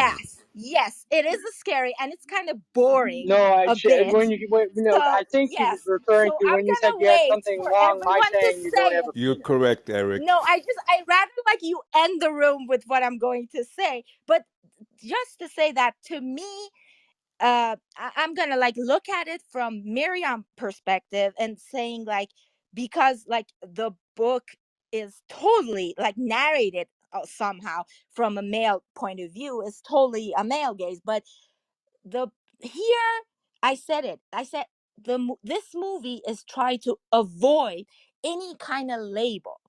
So I think it is a little bit like we have to like go to it like that and see the characters more. It's not black and white situation, and the fluidity. Look, again, I'm going back to the concept of casting here. See, we have Bowie that is famously a sexually fluid, like in reality, in normal life. And then we get Susan Sarandon here that like she decides to like With David Bowie's haircut. with David Bowie's haircut. Thank you. Exactly. So, and we see all, and if we want to divide the movie to like 5 acts, that a big portion of the film is dedicated to Susan Sarandon turning.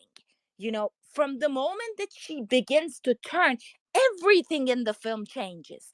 The look of the film, the lightings, the silhouettes, the sounds, the sounds beginning to change drastically. It's everything becomes so fluid and shifts totally. And I think that fluidity, like from the sexual point of view, from the character point of view, from narrative, visuals, sound, every is so profound, is so 80s. And like we can look what even if they didn't intend to make it this way, for us it comes to us today, so we can read it with our knowledge today. And I think so now that you're going to like talk about it, like you have this in mind. It's like it's so open to any interpretation. So do not hesitate. And yeah. I would like to add to that it surprised me several times to hear the term lesbian, because for me this film is not about lesbians. It's about vampires which are just looking for human blood, not for a sexual experience, even though that seems to be always twisted into the character of a vampire, the sexuality or the sensuality. But I never saw this film to the term to use the term men gaze. I never saw this film as a product that is attracting me to look at it from a particular gender perspective. But I simply saw the hunger for that particular aspect that could be done sensually, but not gender oriented. Yeah, I'm gonna flip. Well, and Oh, to follow up on what Vern said, that's the least erotic lesbian scene you're gonna see. yeah, I'm That I'm gonna flip it here. So one, I think if this was like a traditional male gaze, then we would have been watching the film through Cliff DeYoung's perspective, maybe like the lover, and he plays a very traditional man, like he's kind of her partner. He's got access to the money. When she's doing her research, she's kind of got to cajole him into like hooking him up with the money. When she orders dinner, he questions why she's not eating steak and why she turned away the oysters. When he comes to the house, he kind of barges into this Upper East Side brownstone like he owns the place, making demands, runs up to the second floor. And, I think it flips it because, the women are in charge. Like Miriam is definitely, she knows what's happening. When he barges into the house, she's like, "You're going to be dinner." She doesn't try to stop him. He invites himself in. That's what you got to do in these vampire movies. And, I think um, also, like with the David Bowie character, he kind of feels like for the first part of the film, like he's the alpha, like he's the alpha vamp. And then it turns out that he's not, and then he deteriorates, he dissolves, before the halfway mark. And then she's in control. And and in for the sexuality, the thing I will say, the two people that they pick up at the club, like it's played like it's going to be like a sexual kind of orgy romp, but really they're dinner. There's no sexuality. There's like some sex play in order to seduce them into the killing field. But like they're just dinner. And it just seems to me like these vampires, they really only come out to feed. Like they seem to be very content in their little brownstone, and when they get hungry, they go out. But it does change with Susan Sarandon, and part of it is because she might have the answer to the fountain of youth. But I think it's also, she needs a new progeny. She needs a new Padawan. She needs a new, what is it that with the Sith Lords, there's only two, there can be only two. And so, like when he rots, she's Or like, oh, familiar. I think familiar is that the right. word that the witches use, is that they have a familiar. Yeah, but it's more than that. She's Rule like a of the Sith Lord two. because Dracula's, these vampires, they apparently hang in pairs. Exactly, Well, because but for the that that Siths, but that their Padawan, their apprentice is so disposable. Like they get rid of him easily and they just replace them with someone else. That was a great comparison, and I love that. And I had to say it because of my love for Star Wars. Sorry to interrupt. Yeah, but I would say, which I did listen to like, that well, score rap. wait, can I Yeah, finish? Dan I'm going to Vern. be done in a minute. Just give me a minute. So I would say it does become, because now her next lover, like the reason that she's attracted to her, is because she's an intelligent woman and maybe she has the fountain of youth, but also she has Susan Sarandon's breast. And you can love those forever or for 200 years. So, I think it does. And now I'm done. You better start getting used to raisins too. Now that's the part of the film where I'm gonna say I laughed out loud. Is the "Are you trying to seduce me?" The whole the graduate comeback. You know, hi, I'm a doctor, and I'm going to go seek out a patient or a potential patient who has the exact kind of disease that I'm trying to cure, and I'm going to show up in leather pants, and I don't think I'm going to bother wearing any underwear today. And No prize. No then, prize. whoops, oops, I spilled on on my shirt. Well, I better take it off in front of this woman I just met half an hour ago. Oops, I spilled some you know, wine on my uh, blouse. Let me take it off. which the wine or brandy is clear in the glass but red on the shirt, and then she rubs it in, and then Correct. and then Correct. take, which had to be on purpose. That can't have been a continuity error. That there had to be. I thought it was a throwback to the blood on the pages of the music during the killing. Um, but but anyway, uh, I didn't find that scene erotic at all, quite honestly. I found very erotic the scene after the killing where they're in the shower washing the blood off. I found that, and the way the camera lingers on the bodies, with the water going down, but I found that a lot more erotic than the actual big lesbian scene that everybody talks about in this film. But on the other hand, you had two absolutely gorgeous women at the height of their beauty, you know, uh, one of them topless, in bed together, and so of course that's what everybody's going to talk.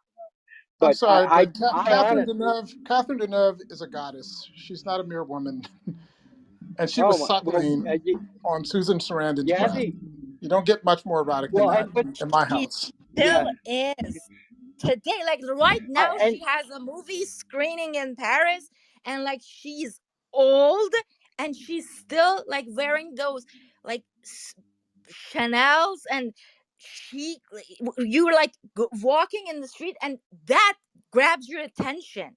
She still keeps this. She found the fountain of youth. She really technically did. I kind of take it back. She did. And oh my goodness, she's so oh beautiful. yeah, she is stunning. But I think the first film I ever saw her in was Belle de Jour, the Buñuel film. Was the first film that I saw her in, and I've been in love with her ever since. I said to Yazzie before that my teenage years, 16-year-old crushes were Vanessa Redgrave, Jean Moreau, and Catherine Deneuve. But Susan Sarandon would have been on my list if I had seen Atlantic City, but I hadn't yet. But I think about Susan Sarandon and the bathing herself with the lemons in Atlantic City, and that gave me a huge erotic charge. Whenever I saw, I was still a teenager when I saw it, but so Sarandon's no slouch, you know. When it comes to that, uh, you know, uh, they are two extremely gorgeous women, no matter how you look at it, and I think Scott did with the scene, as much as he could, under the ratings and things like that. And I think it's very, very tastefully done. I think it's a well done scene. But I think that lead in up to it is so Vern. How did you put it? Cinemax soft core porn, you know, which I don't think the scene itself is, but I think that lead into it, the are you trying to seduce me with the wine and all of that, and and the leather pants and the t-shirt that you can see her nipples through, and all of that. I kind of wish, quite honestly, in hindsight, that they had just cut straight to them in bed without the seduction scene, you know. And I think it would have less of an exploitive feel. Come Uh, on, the because Hays Code is over for 20 years, man. We gotta have it. We can't have our cigarettes dangling over the bed. No, no, Yeah, no. We gotta see please, it. please let us pervert have her seen a little bit. no, Yeah, if they're I'm like, saying yeah, cut please. to the sex scene. I'm not saying cut the sex scene out. I'm saying cut that seduction scene out because it because so much of the rest of this film is so good that scene to me stuck out like a sore thumb. Quite honestly, because of the ridiculousness of it. Why isn't she wearing a fucking bra? She's a doctor, you know. She takes her coat off, and and also, what did Tony Scott do? Turn the temperature down to like 50 degrees to get her nipples that hard because they're sticking through that t-shirt like they're trying to cut through ice. If You I were a know, producer and I was gonna have Susan Sarandon in my movie, like that would be in the contract. I'm sorry, that's gonna be in the contract. I'm sure Louis Malle had that contract with her for Atlantic City, which Quite honestly, I can't tell you anything about Atlantic City except Burt Lancaster was in it, Susan Sarandon, Bather, Selton Lemon. And it must take place in Atlantic City because of the title. But those are the only two things I can tell you about that film. But that one scene, has put an impact on me. But yeah, Susan Sarandon was no slouch, and she is as much of what makes that scene charge as Catherine Deneuve. But Catherine Deneuve is in a class by herself. Well, a class with, I would say, Vanessa Redgrave and Jean Moreau, in terms of just, and as Yassi pointed out, she was the spokesperson for Chanel. But another interesting point, she was the inspiration for this character. Whitley, the novelist, based, Whitley Strieber is his name, the novelist based the character on her Chanel commercials when he was writing the novel. And while he didn't have anything to do with the making of this film, he did make that explicit. And I was listening to an interview with him, and the guy's a whack job. But I was on a podcast where he was trying to advertise a self-published sequel he did to this. And one of the things that he pointed out was that if Catherine Deneuve had said no to this film, it wouldn't have been made because nobody could think of anybody else to play the part, and that he had created the Miriam character based on with Deneuve in mind all the way through. And when you read the novel, you feel that. But I don't recommend reading the novel. It's hard. Please don't read the novel. No, yeah, this Catherine Deneuve was the face of Chanel, and also in Belle de Joux that you mentioned, all her dresses are designed by Yves Saint Laurent. All the dresses are Saint Laurent. So yeah, anyway, okay. So now that we get to this point, so I'm gonna leave what I wanted to say about the vampires and all that, and the language and everything for the next movie that we're going to talk about. But just one thing that you are keep talking about, the like AIDS aspect of the film, and I'm keep like trying to avoid that. It's because to me it's like, okay, it can be a part of the like movies, like prophecy to the future, as like everyone's talking about the 2001, and like how it like the thing, the technology in the film like exists today. Mostly it's the aspect that we're talking about in sci-fi genre. But what was so interesting to me here in this film was that, okay, we can say that it prophesizes the uh AIDS epidemic that it's like coming, but how? Like why? I think like, and I just said like how the moment that Sarah like changes, it changes the whole movie, it changes visually everything. I think like and how like life and like the biology of the film starts to change. That's so true. But how the movie starts, the movie starts, and you all keep talking about it like in that club, and that with the drugs aspect of the film, and then how like uh Miriam character is trying to like hunt people, and like, to me, what speaks to me to till today is what caused the AIDS epidemic. And then it was that social aspect of it, like how, like, these people, like the lack of respect, the sexual assaults, the the out the how can I say it? Like the lack of care among people, like how, like if you respect the person next to you, you know and how, like in this film, like when Susan Sarandon comes to Miriam and says like, what did you do to me, you know It's something that is pushed upon. We don't, why, like, I find Miriam's character, like, so, how can I say, like, justifiable, is because we don't know how she gets to this point. And I think that's the nuance that the movie is giving us. And like, it's trying to kind of warn us to see what happened before the, like, the spread of the virus, you know, the situation that causes it, the threat, because there's this constant feeling of fear all along the film. It's everywhere.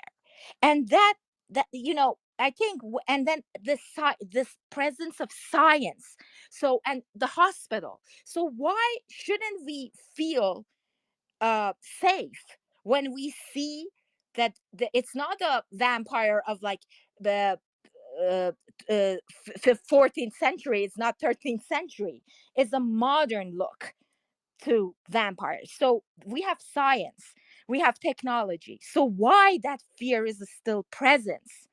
I think that fear is still present because of us people, like, treat each other as specimen, as like, as disease, as like, you know, it's in the what was interesting to me as that movie Vampire that you're all saying is garbage, is that labeling those people as lesbians and like calling them names, and that conservative look like push them aside, marginalize them, and creates the fear aspect of that film. And that was so interesting to me.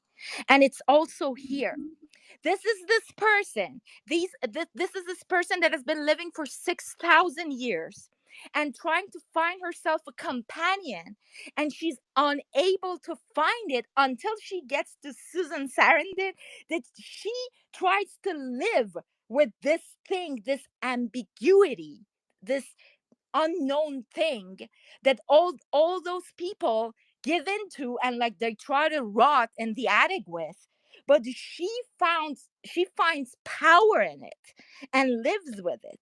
And that's I think a very interesting and nuanced, like, what took of, like, that's where the female gaze of this film, like, lays. It's there. That's that subtlety of that, you know, when, like, as a she with her knowledge of, with her knowledge, and like liberation, and kind of standing up to herself and to her and to the predator, and saying no to her. Critics say a lot of negative things about it. I found that actually very interesting, because there were a lot of 80s, like, I think you guys can help here. Wasn't it like, so like a creep show? The makeup, classic makeup, classic 80s horror lighting, everything suddenly goes so creepy, and it plays so well to the atmosphere of the film, that how all the things, all those negativity that she brought, like, crumbles down on her. And that was Falling so down beautiful, the actually falling so down the poignant. stairs is masterful. I thought the And falling falling down the down the stairs. stairs, I thought exactly. that was And great. I thought that was that was really well done. so good. And the drapes, we, and still, you know, and then that kind of like melange of that drapes, still we saw them, and then they come together with that, like, again, the amazing, like, sound mix, and the feeling of nostalgia that was there, so poignant. And you know, that kind of like essence of horror with the themes of the film all together. I found that actually very interesting. And also the fact that she becomes like the person in the box, and you know, for Sarah, again, played so well, like, to empowering the female character, not the one with the money and the look and the, you know, but the new one, the fluid one, the one that like does not play to that political scale dictated to her. Well, that goes back to your Bela That's Lugosi is dead point, doesn't it? Because exactly. this is flip. You I know, told you that's Bela the Lugosi is anthem. dead. Long live Sarah, or long live Susan Sarandon. That's the anthem of But anarchy. That song but is.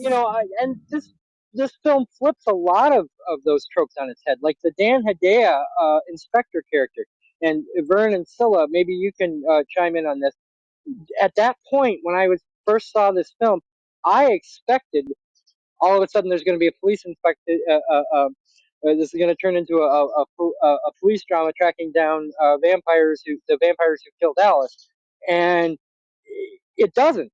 He shows up at the end to see the real estate agent, clearing the house out. And um, it felt to me like good, because I didn't want to see that movie about a police inspector trying to figure out who killed Alice. This is the movie I wanted to see. And I mean, I'd like to get you guys' point of view on that, because um, I have read critics who said, well, that shows what a sloppy movie it is, because you introduce this police inspector and then don't do anything with it. Um, and Vern, especially, because when we were talking about Detour, I had complained about things like uh, that in Detour, where plot points seem to be pointed towards, and then nothing gets picked up with them, and it bothered me in Detour, but it didn't bother me here. Did it bother you? No, it felt like there were lots of conventions from the noir film, but I think Scott, he didn't want to do a lot of exposition, and he really didn't want it to make it like a male gaze, a male driven narrative. So he introduced, like, there's all these points, like when he introduces like the Defoe character or Cliff DeYoung's character, where they could be these kind of men that quote Bogart the movie. And I think like, because we lead off, it seems like it's going to have uh, John's point of view, and then he starts to deteriorate, and then these other men try to come in as proxies. And you know Miriam allows Cliff, or whatever his name is, into the house, and he's just lunch. um, so I thought it was ingenious, but I will say this thing They're about like female. They're like the female characters in other '80s movies. yeah, yeah, They're, except that they're there's just to no chime in. Their color. Their background yeah, color. except there's really no role reversal, because the young character, he's not effeminized or emasculated. He's a manly man. Like he questions her meal choices, and he's got the access to the money, the capital that she's trying to get access to, and he rushes into the house. So he's playing the manly man, but he's diminished in that role because Catherine Deneuve is a goddess, or immortal, or whatever. No, I just But meant in terms of, and I just meant in terms of they don't have any agency in the film. They're not given any agency in the film. The same way female characters aren't given agency well, in I, most I would say horror he has films. agency, is just diminished. It's her film. It's the women's film. That's enough for So me as a woman, as Latina here. That's enough yeah, for me. That works well. yeah, I can live yeah. with And that. and I think it All fine. and and I like the way that like Scott, he doesn't put a lot of exposition. He just shows it. Like, he shows you in the dynamics. Like, he doesn't explain why he's setting these guys aside. He just sets them aside. Like, he just sets them aside. And he could have used a lot of exposition in the dialogue, but he's like, nah, I'm just gonna show it. Yep. That's a scene that I wanted to mention at the very beginning as part of my rant, and that comes to show here in the context that you're just talking about right now. First, I'll say the context. When you see David Bowie or John first asking her and then screaming at her as she goes up the stairs. He wants an answer. To me, that is a kind of neutralizing or making less of the man because she's just going up and he's going on a rage screaming. What's her name? Marina? Miriam. Miriam. So I found that interesting in that context that you're talking about, how that his role, not that it was greater before, but in this particular scene, you see his frustration showing him lesser and lesser and lesser, which of course has to do with the fact that he knows he's dying. But acoustically, I wanted to connect that at the very beginning with one of the sequences that I find starts from minute zero and goes all the way to 20 or 30 minutes. That in that position, that continues to happen. They turn the words and the scream into music. And for me, the first half an hour is really a continuous usage of music on different levels, on many different levels, in a very, very unique combination. Well, and that's what I love about having you come and watch these films with us, because you pick up on those types of I, things, I, because I did I not really, I really notice like, that. I really It like was this just subtle. different. And now in hindsight, I can hear it. It turns into a horn. The scream turns into Correct, a horn. correct, Yes, and and it was subtle enough that I didn't catch it. I don't know how many times I've seen this film. I watched it twice just for this, until you mentioned it, and you're absolutely correct. But as you pointed out, when you were first talking about the music in this film, it doesn't hit you over the head with that, does it? It's subtle correct, enough correct. that it's going to take a Scylla to see it, so to speak, or hear it. Yes, and it's the same thing with no ice. It's not. It's actually. It has a little bit. Not in. It has. It should have a little bit more volume. It sounds a little bit more like in the background, like he's screaming from behind, but it is done so subtle in the way they manipulate or enhance his words into something that I would call the musicality of what we want to create in this particular moment as a soundtrack for what's happening. And they do that Well, continuously. you're 9 or 10 minutes into this film before the first line of dialogue gets spoken, Yeah. and it's Yeah. just and it's no ice, and then you're back to silence for until they get to the incinerator and the showers, and then it's forever and ever. And so you're 20 minutes in, and no ice and forever and ever are the only lines of dialogue in the whole film.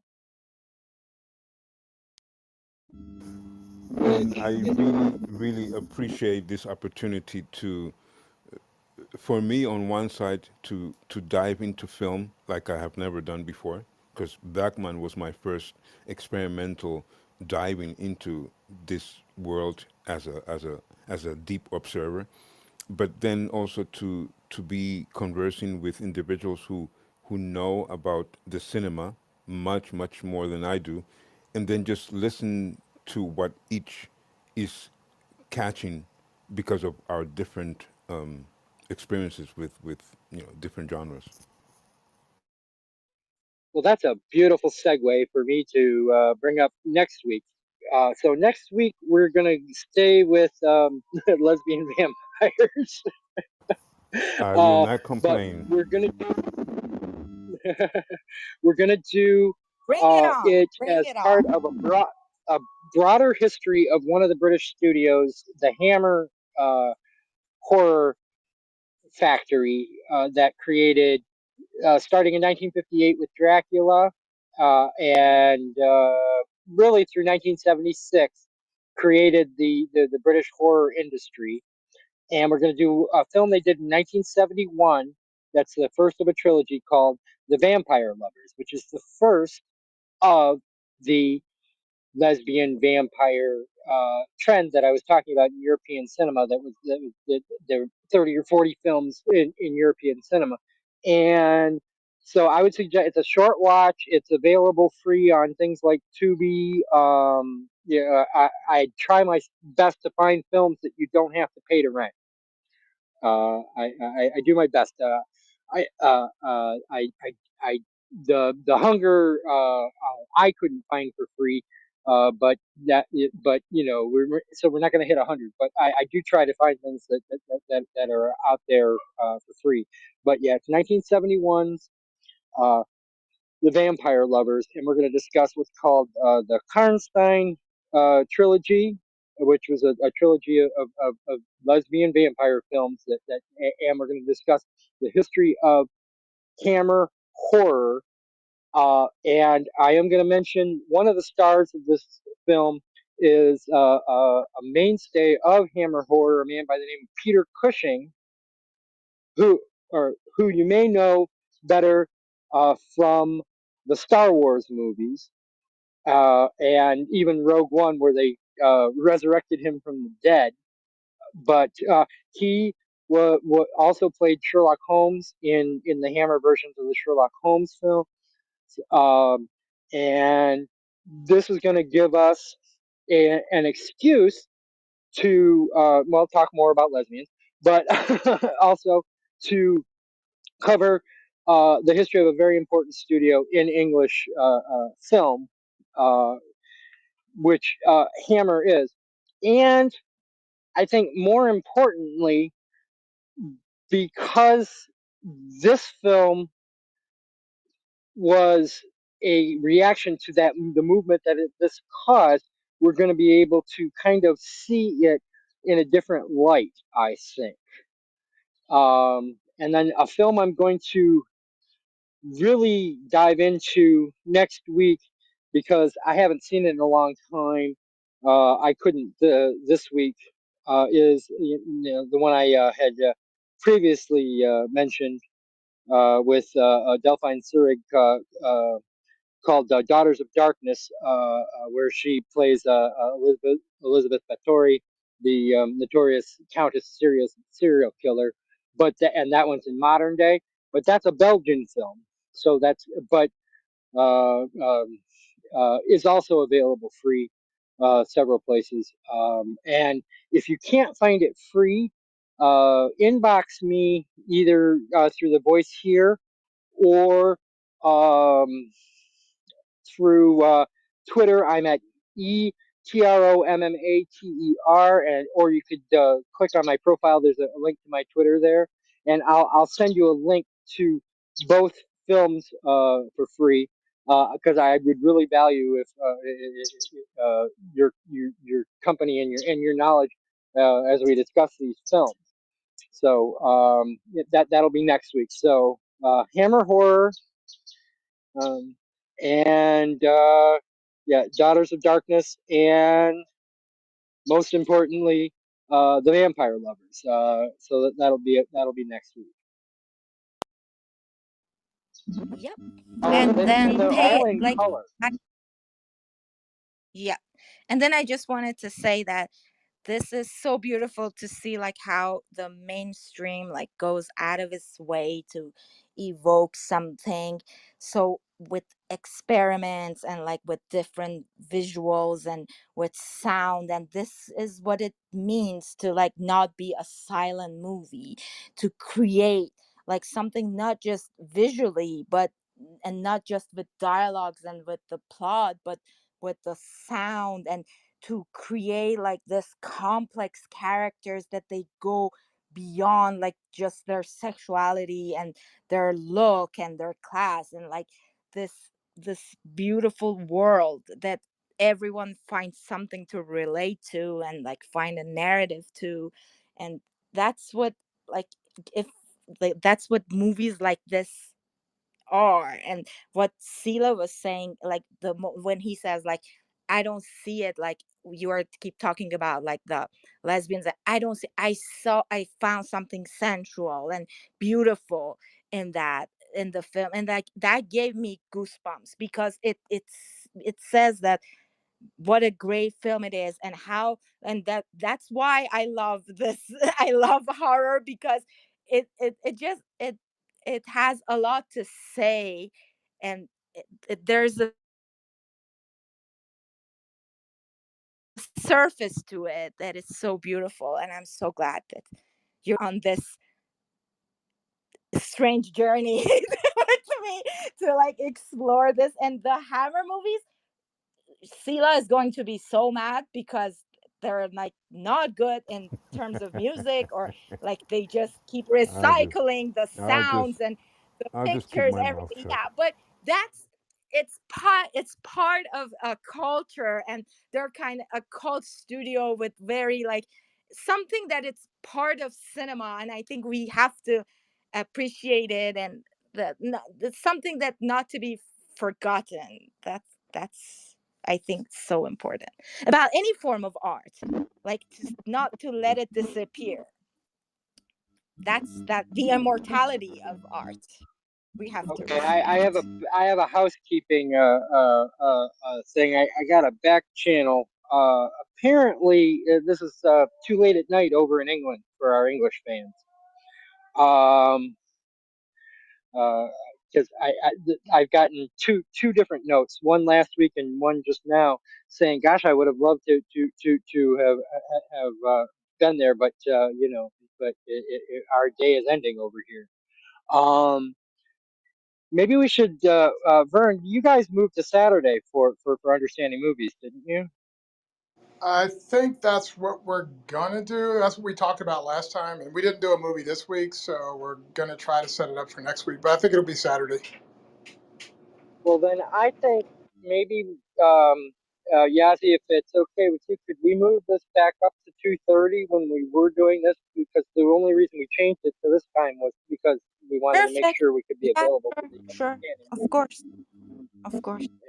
Because well, number one, I'd like to have two extra voices in this room for obvious, for just for discussion, but two voices from actually the UK would be even better, and who knows, it might even be more people than that, because of course that time zone is everything from Italy all the way to, well, basically to Asia. So yeah, okay. So we'll set this. Then we'll go back to 2:30 on Sundays. And if it doesn't work, we can change it back. But next week, yeah, that's what we're gonna do. And then 2 weeks from now, Daniel from Understanding Movies is gonna be a featured co-host with Yazzie and I. So it's gonna be a triple-headed beast. As we're gonna discuss the Ealing Studios Dead of Night. That's going to end our Halloween celebration. And Phil, I definitely would like you and Vern to be here for that one.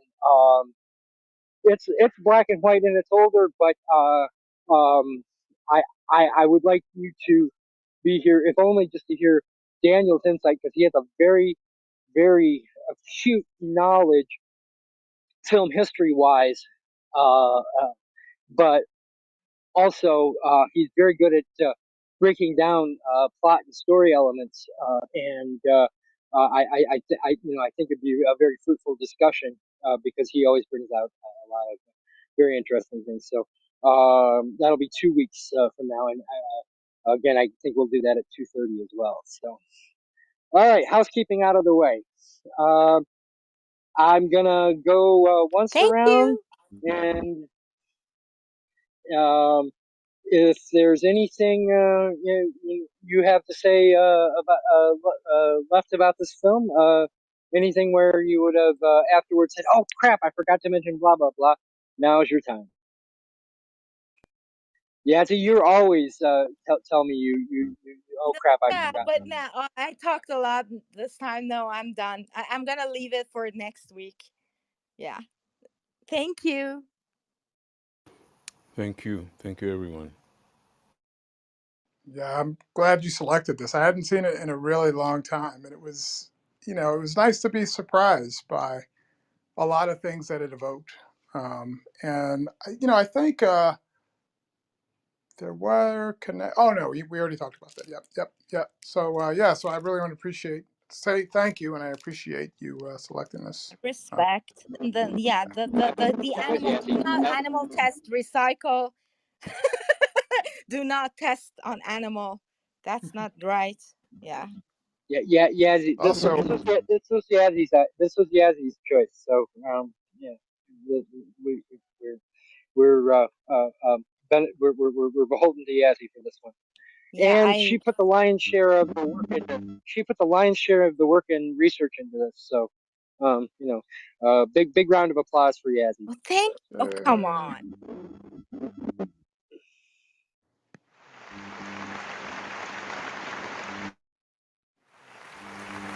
And I think this is one of our best rooms so far. Honestly, Yazzie. And so I think you should be in charge more often. And I'm not just saying that because I don't want to do the work. yeah, I also want to point out. It seems like I think Kathy's been in the audience since at least as long as I've been here. So wanted to acknowledge her, and Hi, Kathy. Yeah, she's in Sila's rooms a lot too, so I at least know she has a good taste. okay. All right, so I'm gonna tidy up the house from meal we just ate, and I will try to come next week. If not next week, I'll definitely be here for Daniel's room. Daniel, yeah.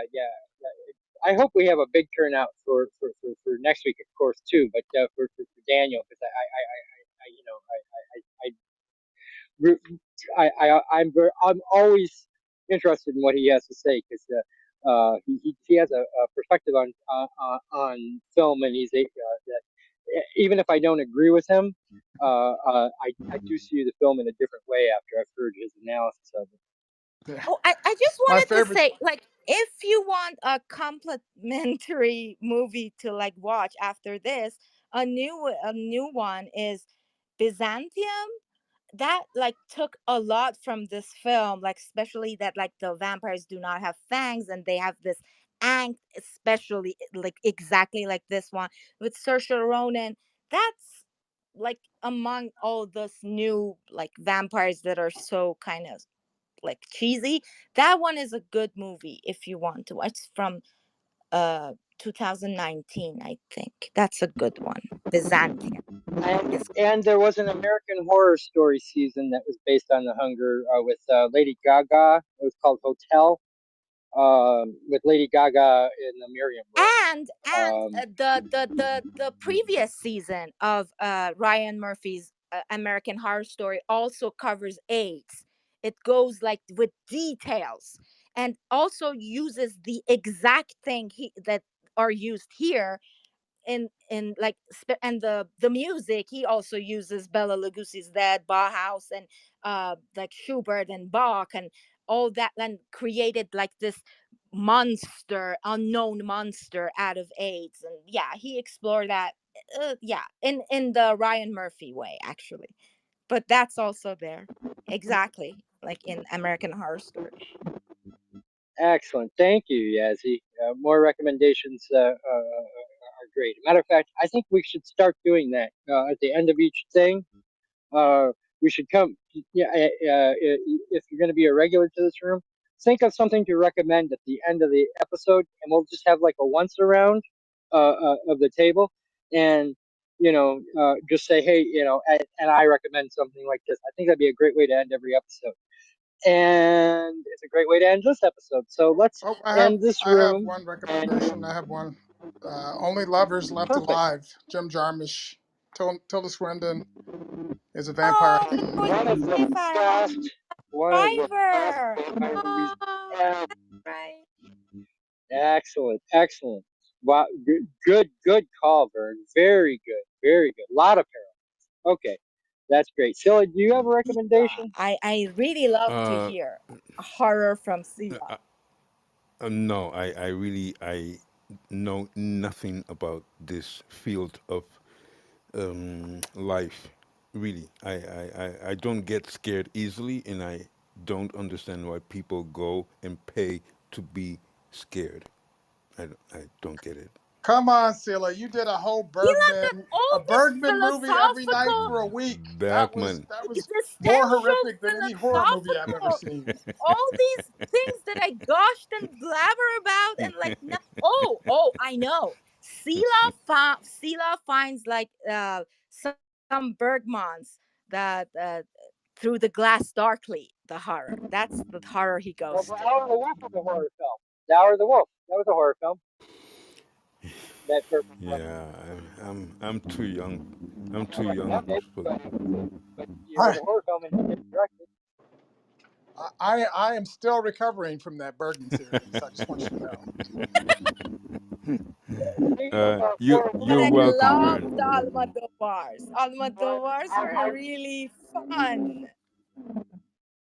I rewatched the last hour of the film we did last week, and you were right and I was wrong. We were supposed to believe all along that he was innocent and had nothing to do with it. So you were right and I was wrong.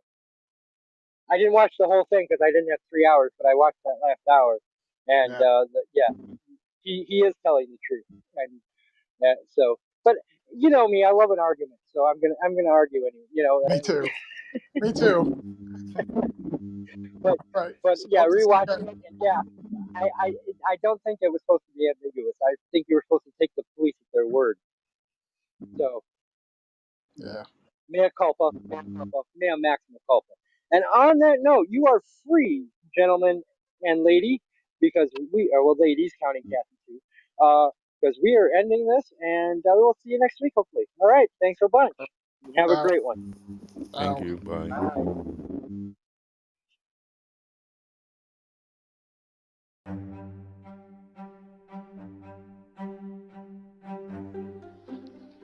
Want to join the conversation? Every Thursday, we record on the Clubhouse app. Just follow the link in the episode description, and you can be a part of our panel.